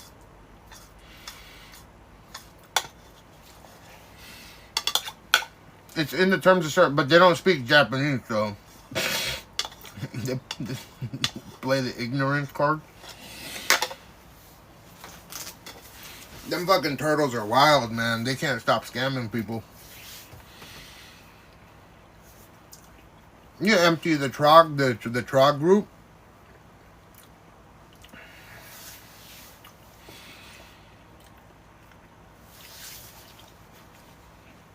Oli, so that's why they sell things. Like, think about that for a second, Oli, right? Like, that's why they have something called business internet or commercial internet, right? There's a suffix or preface is something that's supposed to be used in a specific way. But instead, because they can't afford that, they undercut the prices of, like, IRL Toolkit, for example, which do everything legitimately. And they try to, like, find the crumbs of the people that can't afford IRL Toolkit because it's a little bit expensive for their services. And they resell this It's not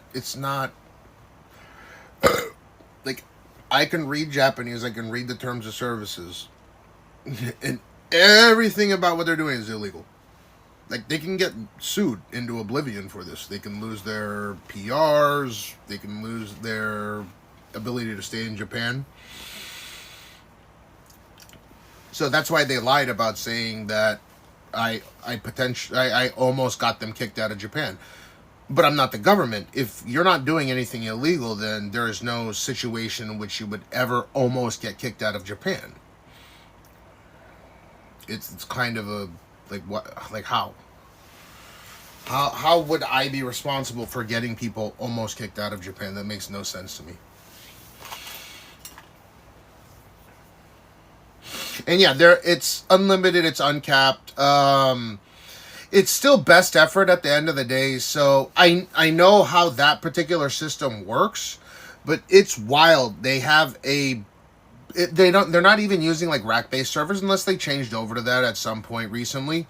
But if you're running an illicit, if you're reselling bandwidth illicitly, suffice it to say that you can't monetize it legally.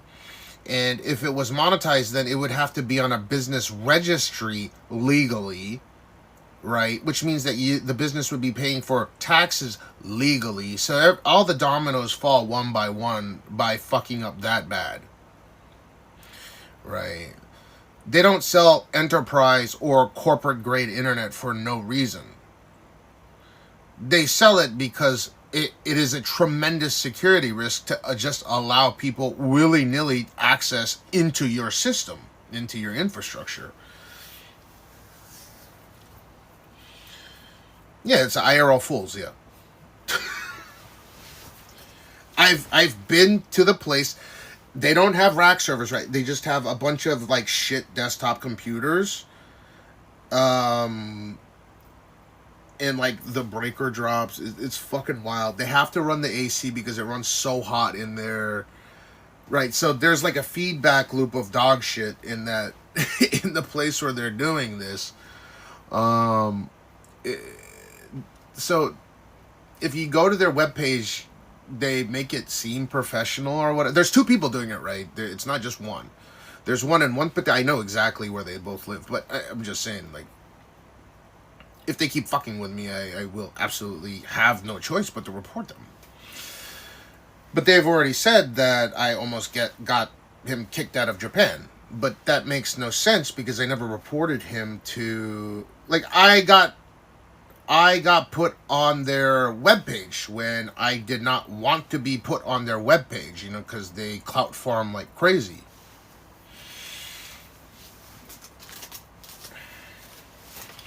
But their service is, you're paying, so if you go with that service, you're paying for a desktop computer in a fucking room that has to have AC on, or the computer will crash, with a, what I assume is some low rent, low level switch, where they have multiple computers plugged in, like the way that I saw it at first. It was pretty poverty, man. Yeah, I'm using two enterprise plans, 2 corporate plans. I also have what do you call it? Regular, you know, like just fully unlimited. What's the word that I'm looking for? Just consumer grade plans as well.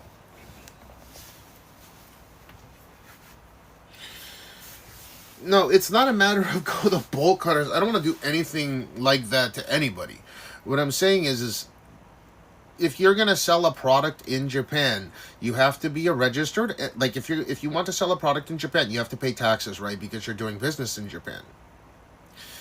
And if you're gonna like allege that I almost get you kicked out of Japan for doing something illegal, then you must be potentially doing something illegal and attempting to hide it. So you could sew this yourself from your... So you could sew this... Wait. Oli, you gotta retype that. Pure... What it do, man? Yeah, Pierre, you see the way that I'm looking at Starlink, where like I want to get their business plan, right? I'm not trying to resell bandwidth or anything. But let me give you an example. If someone comes to Japan and they want me to host their internet, I don't charge them anything for I just do it. Well, yeah, there's some electricity costs involved or whatever, but I could deploy a server real quick. I also have I have a cloud-based server deployed, cloud, but I can physically access it as well. And I don't charge anything for it. That's the loophole. It's a business line. It's a peer-to-peer fiber line. I'm doing everything, like, I'm paying a shit ton of money per month in order to have this and access this infrastructure, right? But they would go bankrupt if they did that for even a month. Could you host your own stream from... I mean, I was doing it the other day. I was literally... Well, I could do it from here, and I did one of my tests via the 2K stream, the 1440p stream the other day, from home, and on another test I VM'd into my data center and was hosting through that.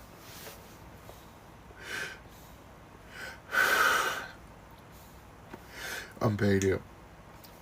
Though if you're making money off of an enterprise, even if you're under the threshold of having to, you still have to declare it. That's the thing. So if you're running an illicit enterprise in Japan and they end up finding out, you will get kicked out of the country, especially if you fuck with a citizen, which in this particular case they did, so I'm probably going to end up going after them. I'm just waiting for them to register their business so I can really go after them hard. As in, I would sue their business into oblivion. So I'm just waiting. I know the address, I know the name, I know everything behind it. As soon as it gets registered, I'll fucking just hit it. Have my legal team go after them for doing a bunch of illegal shit and putting my name on their fucking page at the beginning. That's where they really fucked up.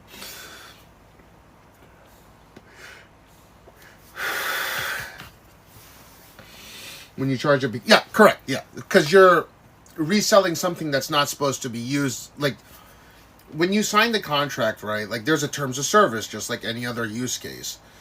When you sign the terms of service, that's why they have tiered plans, right? They have business plans, they have corporate plans, and they have enterprise plans, depending on what you require, what kind of security measures that they're going to be taking on your behalf to make sure that you don't get hacked or you don't expose their infrastructure to a bunch of assholes willy-nilly, right? I'm not trying to move back legally as hard since I need to get paid. I mean, where do you live, King Reek? If you don't mind me asking. But yeah, Oli, I could host. So, I think I could say this, but right now with the beta testing that I'm doing on one of my lines, which is faster than the 2 10 gig symmetrical lines that I have, and I can go and speed test it for you right now. It's there. I'm not, however, allowed to show you the black box that I have. I'm not really allowed to talk about it, but I can say that it is significantly faster than the 2 10 gig lines that I have, which you know that I've had because I've speed tested it before. It is significantly faster. And that is it a corporate line? What kind of line is it? But so long as I'm not charging people for it, is no problem. Like, I can host them, but it's just better to be safe, and I'd rather host them through a peer-to-peer line, through my Chiyoda, my Chiyoda district AWS servers. Why even risk it through port forwarding from here, even though I have the line going directly to Sony? Why would I risk it, right? Does that make sense? There's tremendous risk involved, even though I do have just one hop into their consumer grade servers. $637 kg, what to do? Does that make sense to you? Like, I could host, I think, hold up. At 6,000 kilobit per second, I think I can host, what was the number on it? Let me open up calculate, and then let me take my temperature in a few minutes here. So let's just say each was 10,000. Like, I hosted at 10,000 kilobit per second or 10 megabit per second, right? So I have 10,000 megabit per second internet.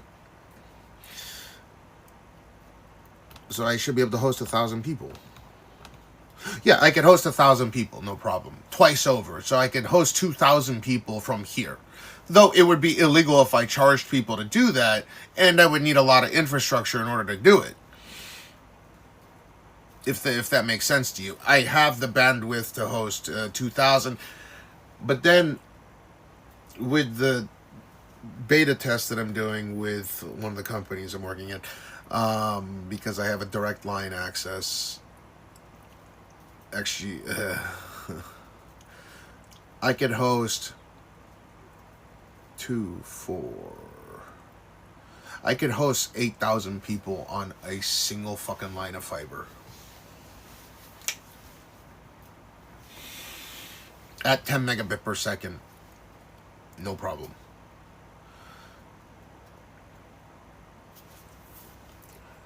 So if you came to Tokyo, I could use your internet while I'm there, but I can't pay you. I mean, no, you're not supposed to pay me, no. Let's say you came to Japan, you were an IRL streamer, right? And you needed a host, and you needed to be hosted. You needed a server deployed.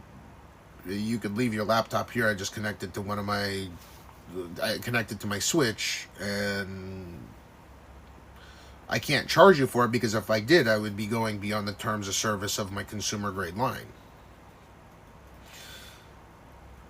Does that make sense? So I have hosted people in the past. It's just, I'm not going to charge them money for it. I'm not trying to enterprise office. I'm not trying to pay taxes on shit that... You get what I'm saying? I'm not trying to do anything illegal here. I don't do illegal shit.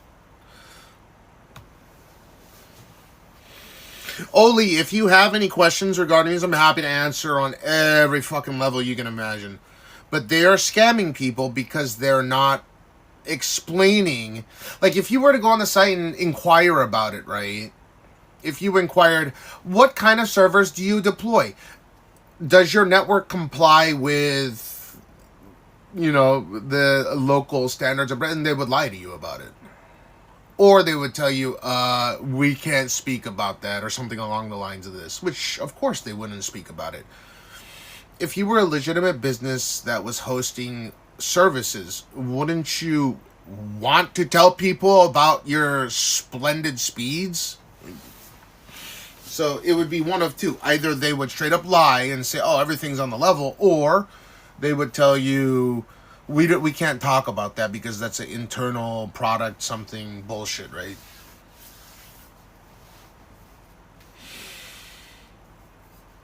US Arizona just realized my internship was 5 years ago. Feels like 1 year. GamesMac, what it do? But yeah, Oli. Where did Oli go? Farkman back up here. Farkman. Oli. I want to ask Oli these things. But yeah, if you were to inquire what kind of infrastructure they're using, they would have to lie to you or to defer by saying, we don't discuss those things, which makes no fucking sense.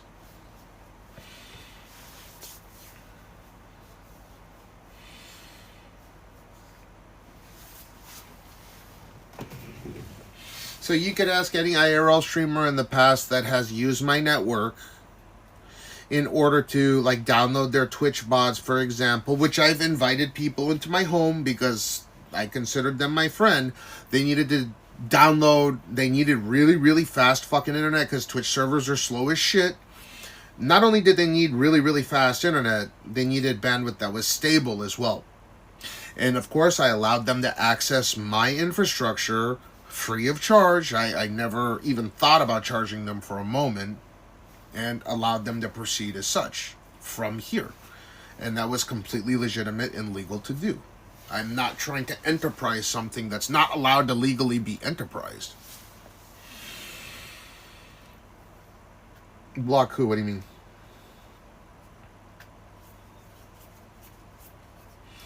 I could go after them legally, yeah, because, again, my face was on their fucking product page at one point. They put my fucking face on their goddamn page. You don't understand how wronged I felt in that moment because, first off, the government subsidized medical services was... You don't have a job. How do you have money to produce infrastructure? Like... If you have money, then you have to pay back the government. You are circumventing the tax system, the welfare system of Japan. If you have money, then you're not eligible to get all your treatments done covered by the government, dude. It's wild shit.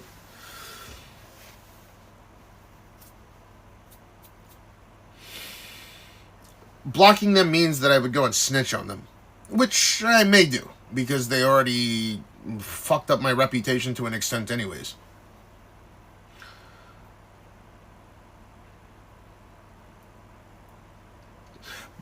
Because in the very beginning, I was, you know, because they're clout, they chase clout like a motherfucker. And I was like, you know, I don't want to have anything to do with this.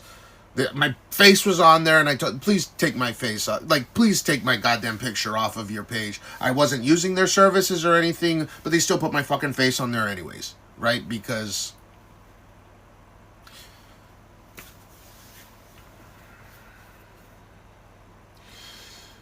Kevin Space, I'm not sure. Route 1, folks?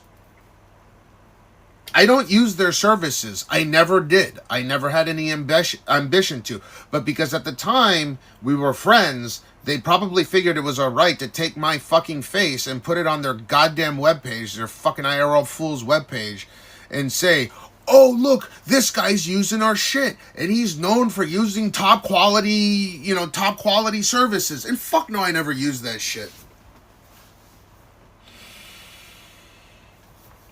I never used it a single goddamn time. I didn't want to use it a single They deleted all their You know, by the way, here's another thing. Those assholes along with the turtle fucks, the turtle crew, the scammer crews, you know, the gambling scam and the NFT scam, all these fucking scammers. Dude, the wild thing is like they deleted all of their motherfucking messages. Would you like to see? I can show you very briefly and then continue on with my stream.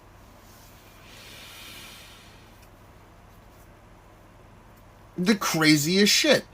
Because if you're not doing anything wrong, and by the way, I was able to reclaim all those messages anyways, because Discord has a repository, all your messages that you have with everyone, you can request it. Legally speaking, they have to provide it here in Japan. But I can show you if you don't believe me.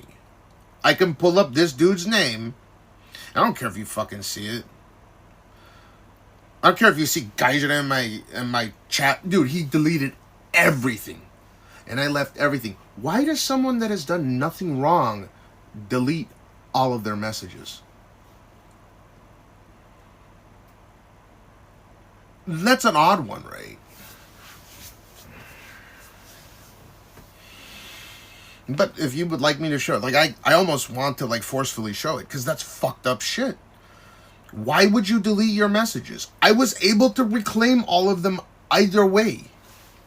It's fucking dumb. Oh, I didn't do anything wrong. Cash is evil. You deleted all your messages. Why would you do that? Because you wanted to hide some nefarious shit? That's all I can think of.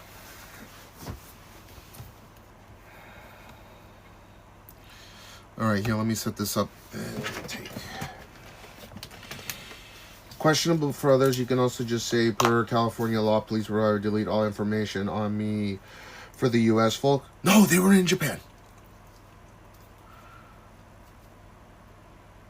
Japan. This all occurred in Japan.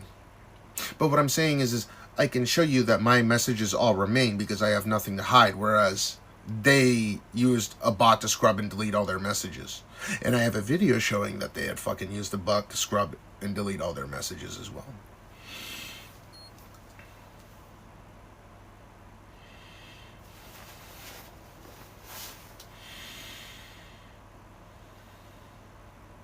They're not U.S. citizens, and it was not occurring in the United States.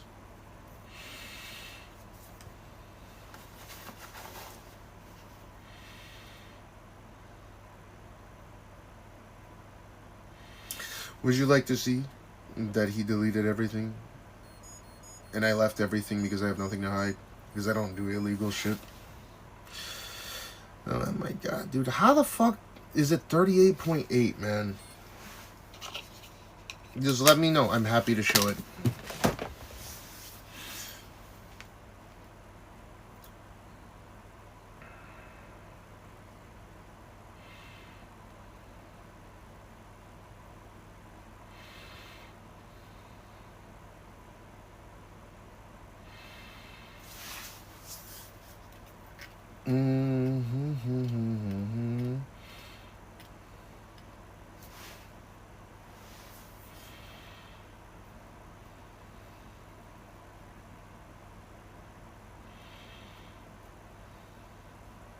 Oh, let me take a pee-pee real quick, okay? One second.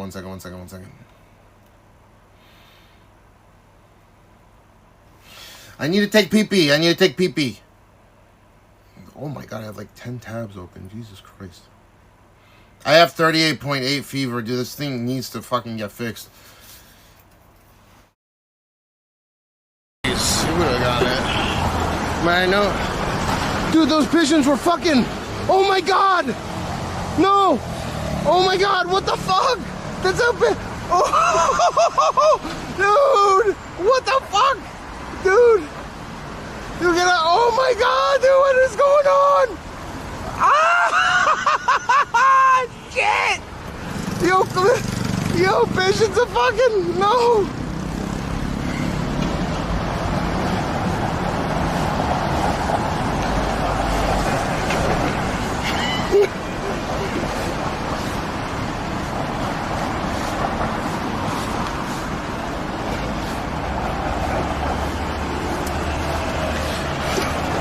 Yo, clip it, dude. Clip it.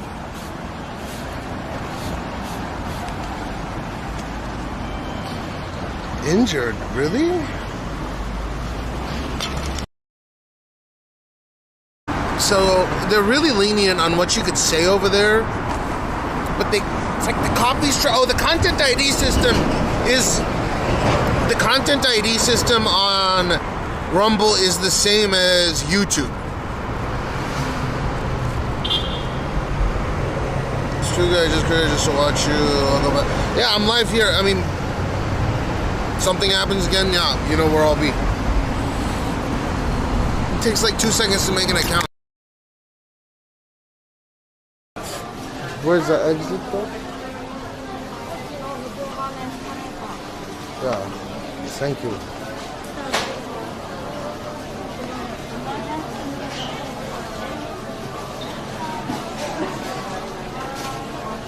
Oh, okay. I have to go to my wife now.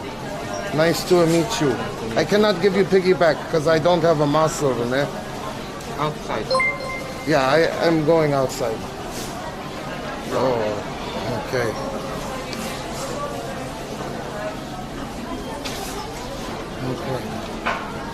Okay.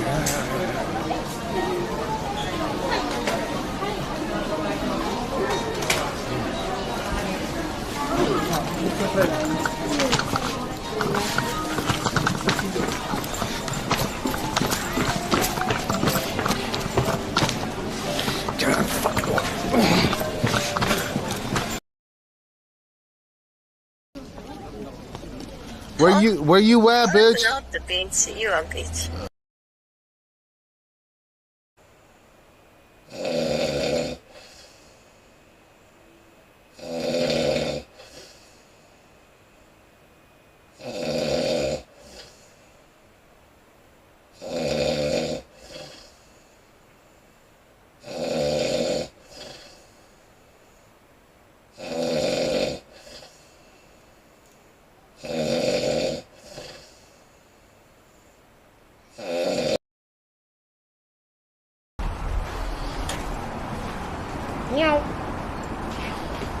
Oh, hell yeah, dude. Bro,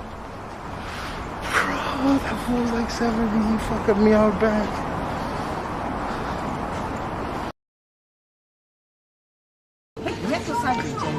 Corejito card, please.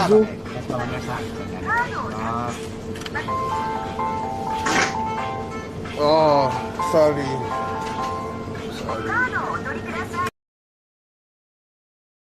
Okay, Ellie, so I just smell the pants real quick. Bruh, don't make me do. Sir, I would like to know, sir, for the morning. Feel good. That wasn't me. That was him. Oh, it smells bad. No. Look at this back. Look at this shit.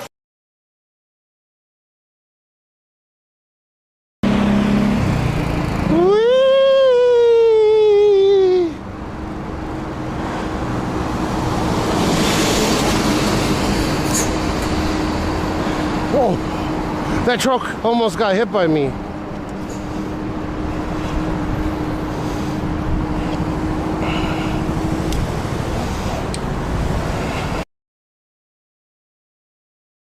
Yeah. Andy Villanakers. Look at his size. That's actually pretty good. You try to play sign sometimes. I know. What is the cat doing? Where's? Oh shit! I was literally talking to nobody. Okay, dude, look at this shit. Okay, so regarding the whole fucking putting me off the site thing. Well, this shit is actually wild because none of this shit gets brought up, right? And I think this is part of the reason. Oh, by the way, GamesMac, thanks for the Prime sub for 16 months. I appreciate it kindly. Zeta ass motherfucking asshole. So here's a little bit of closure if you want to see it. First things first. GamesMac, you here? Well, I think you probably wanted to see this for a while. Something that really didn't get on the open. But I think it's a good thing. Because I gotta start making moves. If this motherfucker comes to Japan, I gotta sue him.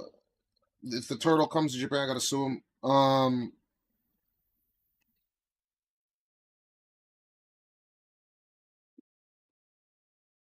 Where is my... There it is. Here, I'll show you. Let's see. People that don't do wrong things don't need to delete all of their messages. It's quite... Alright. So I will show you this.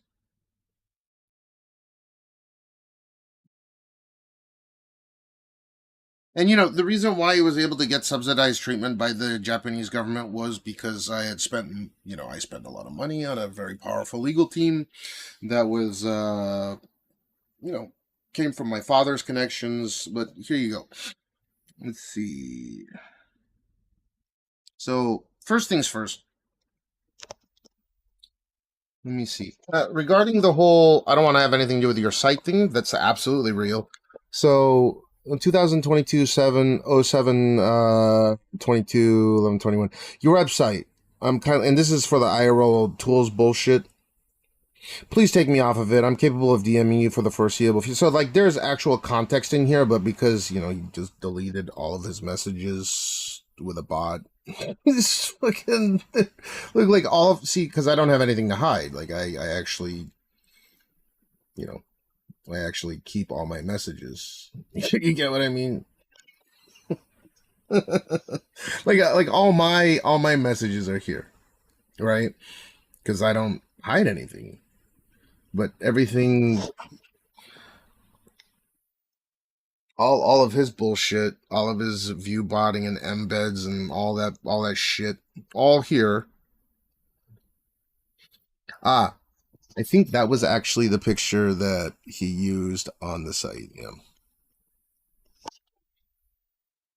Okay. So let's go ahead and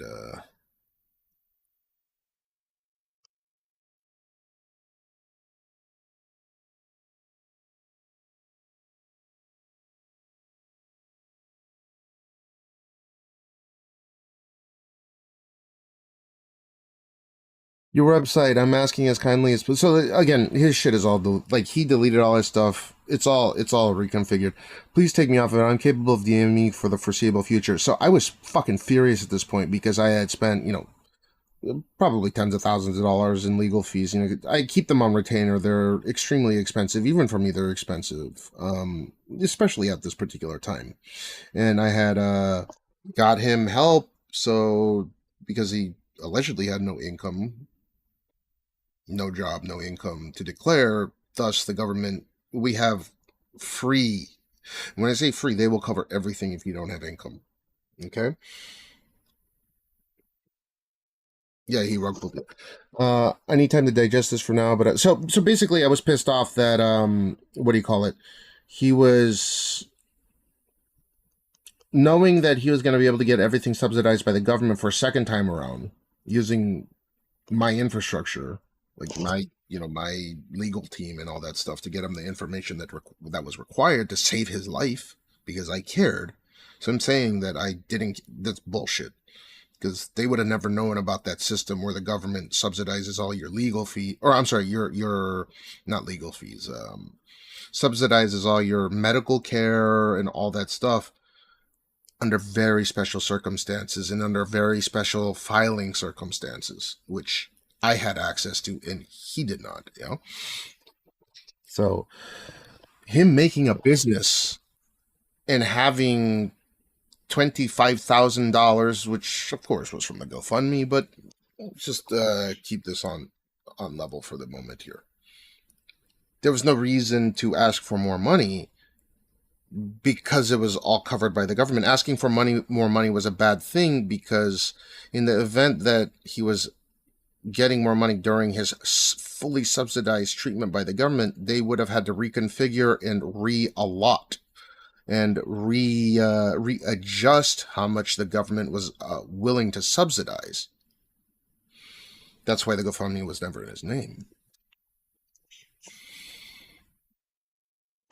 So I said, I need time to digest for now, but I don't think chat DMs is a healthy way to communicate since you stated you have misread the situation in previous messages. So he kept asking, are you alright? Are you okay? Like, why are you pissed at me? And I was fucking furious because he put my fucking face on that stupid ass page of his, and it was all illegal. Okay? No, it is a scam. It's a scam to this day. So I was fucking furious. But still, I was like, just take me the fuck off and all this stuff. To be completely honest, I never had ill feelings towards you, as I told you before, though we've butt heads a bit regarding tech and business, because I don't want to have anything to do with any illegal businesses. I quickly realized it was best to never bring up those topics anymore. I had no clue why you kept asking me why you thought I was upset with you, but now it seems to me a guilty conscience at play. Not on my end, as I continue to support and funnel you business if you check our DMs, finalizing with proper speech amongst many others before that. I sympathize with your illness, as that is why I brought you business to help above and beyond. In conclusion, I paid for all yours and Sayu's meals, gas, most trips, cost, activities, etc. to help because I understood your financial situation as a friend and asked nothing in return. Truly, to always help, even before your illnesses, which is so tragic. I'm glad to see you quickly improving and still root for your full recovery. However, for now, I need to keep distance. I need to keep distance, and our conversation should only take place upon your arrival back to Japan in person, as I am fearful of my privacy with you. You promised information would always be for you, only coming from me. Hope you can look retrospective upon your actions, because yeah, for the third time you stated there is clearly a problem, and I absolutely agree. If you're incapable of figuring out what that is, then it will probably stays that way, but I hope not. I have screenshot this message to make sure it may not be altered for contextual purposes. I'm sure you understand. So, of course, he just deleted everything, right? It makes it look 10 times worse. I have the original messages this full. As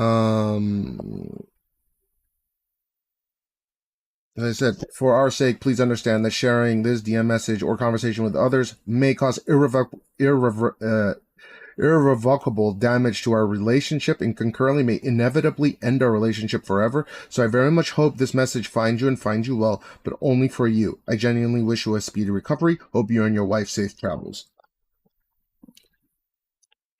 So, this motherfucker smoking weed, getting his wife to get in the fucking room, smoking weed with, like, you know, Japanese citizens, they're not allowed to do that. So I'm helping him through like legal fees and paying for all their shit. His wife was crying her eyes out because I took her, and there's another situation where of course I pay for everything. She told me that it was the best meal of her life. And it was only like $200 or $300, right? I took her and Samet for some sushi. It was on stream. It's how you say it. She's very nice. She's good people. But it was just odd to me that I was with her in Shinjuku with Samet, and there's one occasion where she just started just fucking crying her eyes out. And I was like, you know what? She had the beanie on because there's stuff that happens, and I'm not here to really elaborate on that, but there are certain things that people do when they're in a very stressful Stockholm-esque environment where they could potentially do things to their own body to hurt themselves, like maybe, you know, pull their hair out or maybe get beaten, and this was discussed with me in private, and that's as far as I'll take it. So she started crying, and I only paid, I think it was $300, right, for the three of us. And I told her, get the most expensive sushi you've ever eaten in your life. It was that Tachizushi Okocho. And after that meal, she started crying. And I was like, why are you crying? Why are you crying? Like, I told her to get whatever the fuck she wanted on that menu. Like, you know, the otoro, you know, the ikura, the caviar, everything, right? And she starts crying after she's done eating. She's like, oh my God, I've never had such a beautiful meal in my life. And it's like a mid-tier sushi restaurant. Right? Their fish quality is top tier, but like it's not some super expensive, super wild card, you know, sushi restaurant. Just crying and crying and crying. And I couldn't for the life of me at the time understand why she was crying. Like, yeah, it was an all right meal, whatever. I was going and eating sushi every single fucking day at that same particular spot. I was mukbanging it, right? And she told me, she's like, You don't understand, George. Like, she speaks to me in Japanese. You don't understand. I've never had a meal that grand in my life. There has never been a situation where my husband has said, please eat the best of whatever you would like to eat and as much as you would like to eat. And I'm like, I paid for 3 of us. It was only like $300. Maybe not even.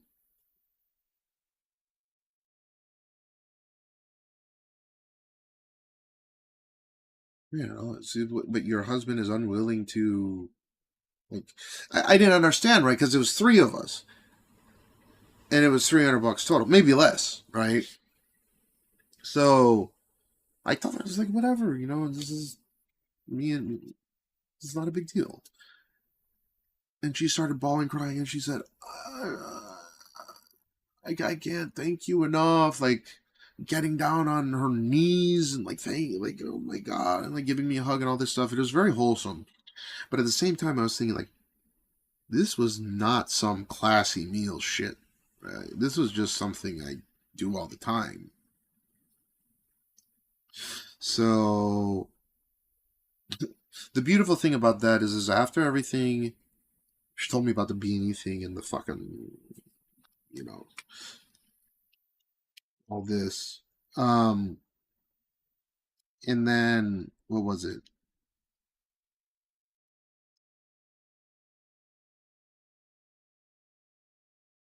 I'm still hungry. That's what she told me. And I said, I told you to just order whatever you want, eat as much as you want. That was the deal. You don't have to pay for anything. Of course I'm going to pay for everything. That was you know, it's not a problem. You're my friend. I'm happy to do that for you.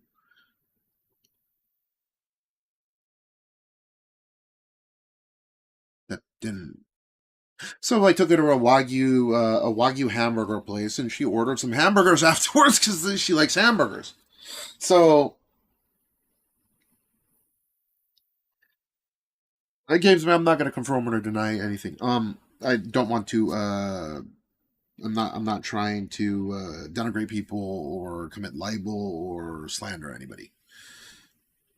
But it was explained to me in a contextually, you may or may not be close.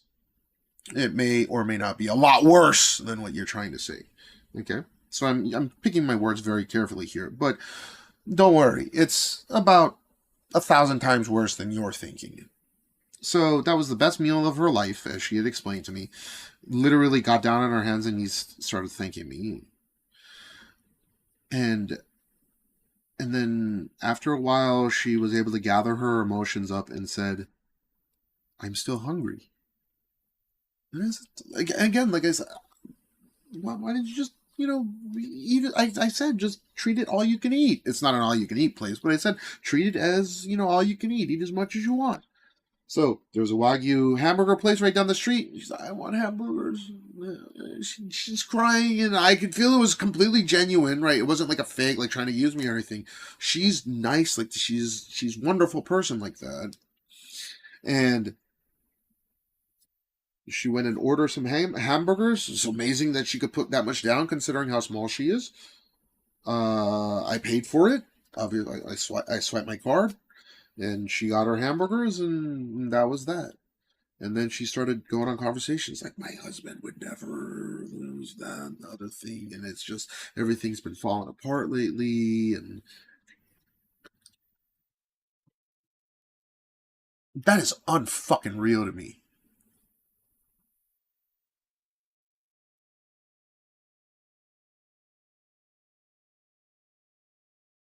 How can...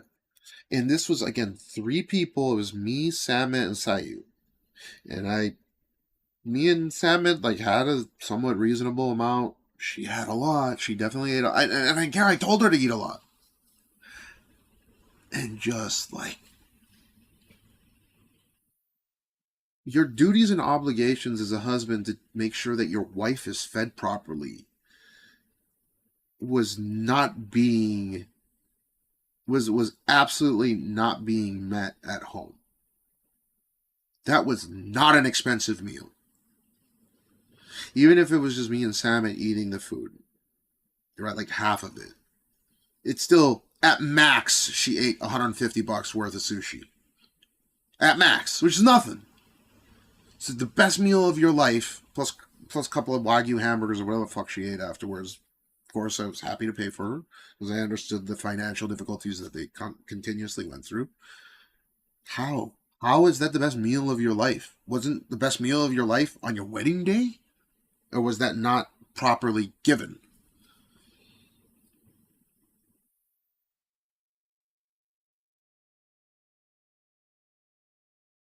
Yeah, his wife is wonderful.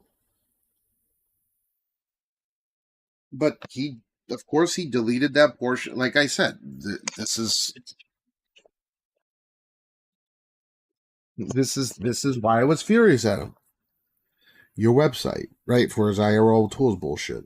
I'm asking. It's not a registered business or anything. I'm asking as kindly as possible because he wouldn't take me off because he wanted to use my cloud or whatever the fuck it was, right?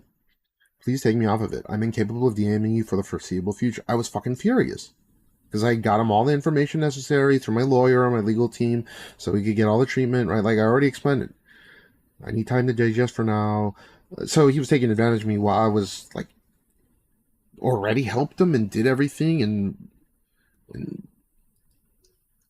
he deleted everything, right? Why does someone that doesn't do anything bad delete all their bullshit and all mine remain? Right? It's kind of an odd thing, right? People that don't do bad things don't delete their messages.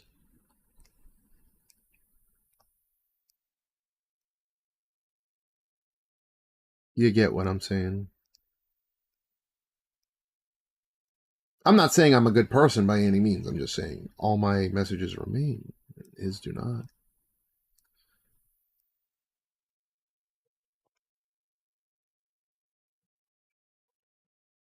He contacted me. I'm not saying he's a bad guy or anything. I don't have anything bad to say about Samet, but the company he keeps is not good people, so that's all.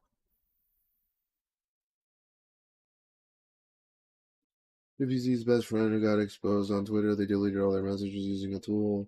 Can you message me regarding that real quick?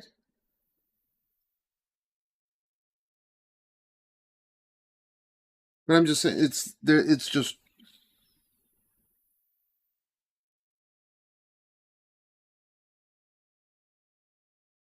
unreal.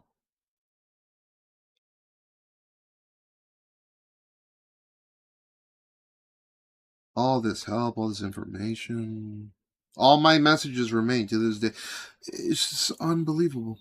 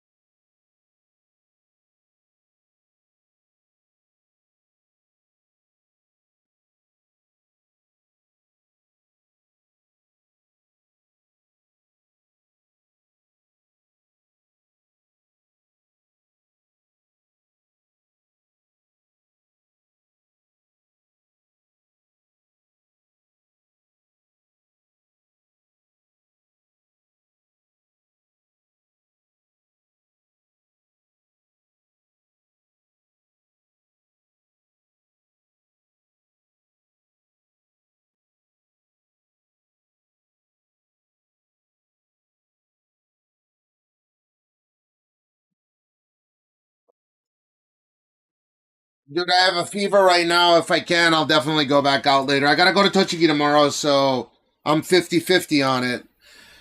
My fever went up to 38.8, so apologies.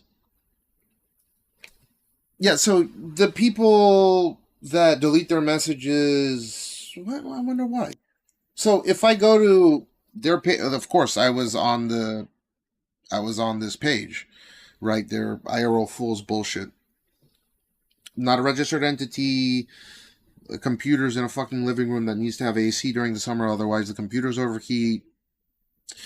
using consumer grade internet, which is a huge security risk to Sony. I mean, that should definitely not be happening. Selling it to people that are unknowing. So if you were to ask what the back-end infrastructure is, they're going to say, oh, we can't discuss that. You know, what's odd about that is because almost every single other company that's willing to host people are very, very open about what kind of infrastructure they deploy in order to do such things.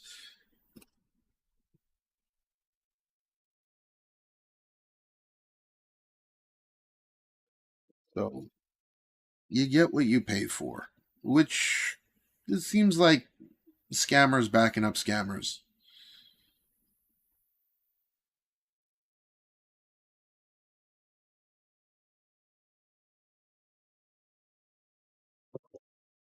So, GamesMech, you get the whole idea here. It's scammers that do scummy things, and now left holding the fucking back. Physical error before the sun roses to 33. Of course the ISPs can do something. I can just report it.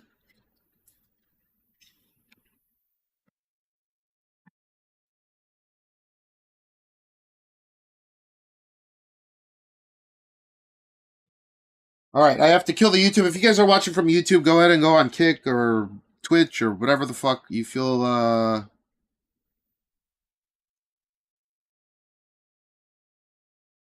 can't. It won't let me do reaction. Dude, my head is fucking killing me right now.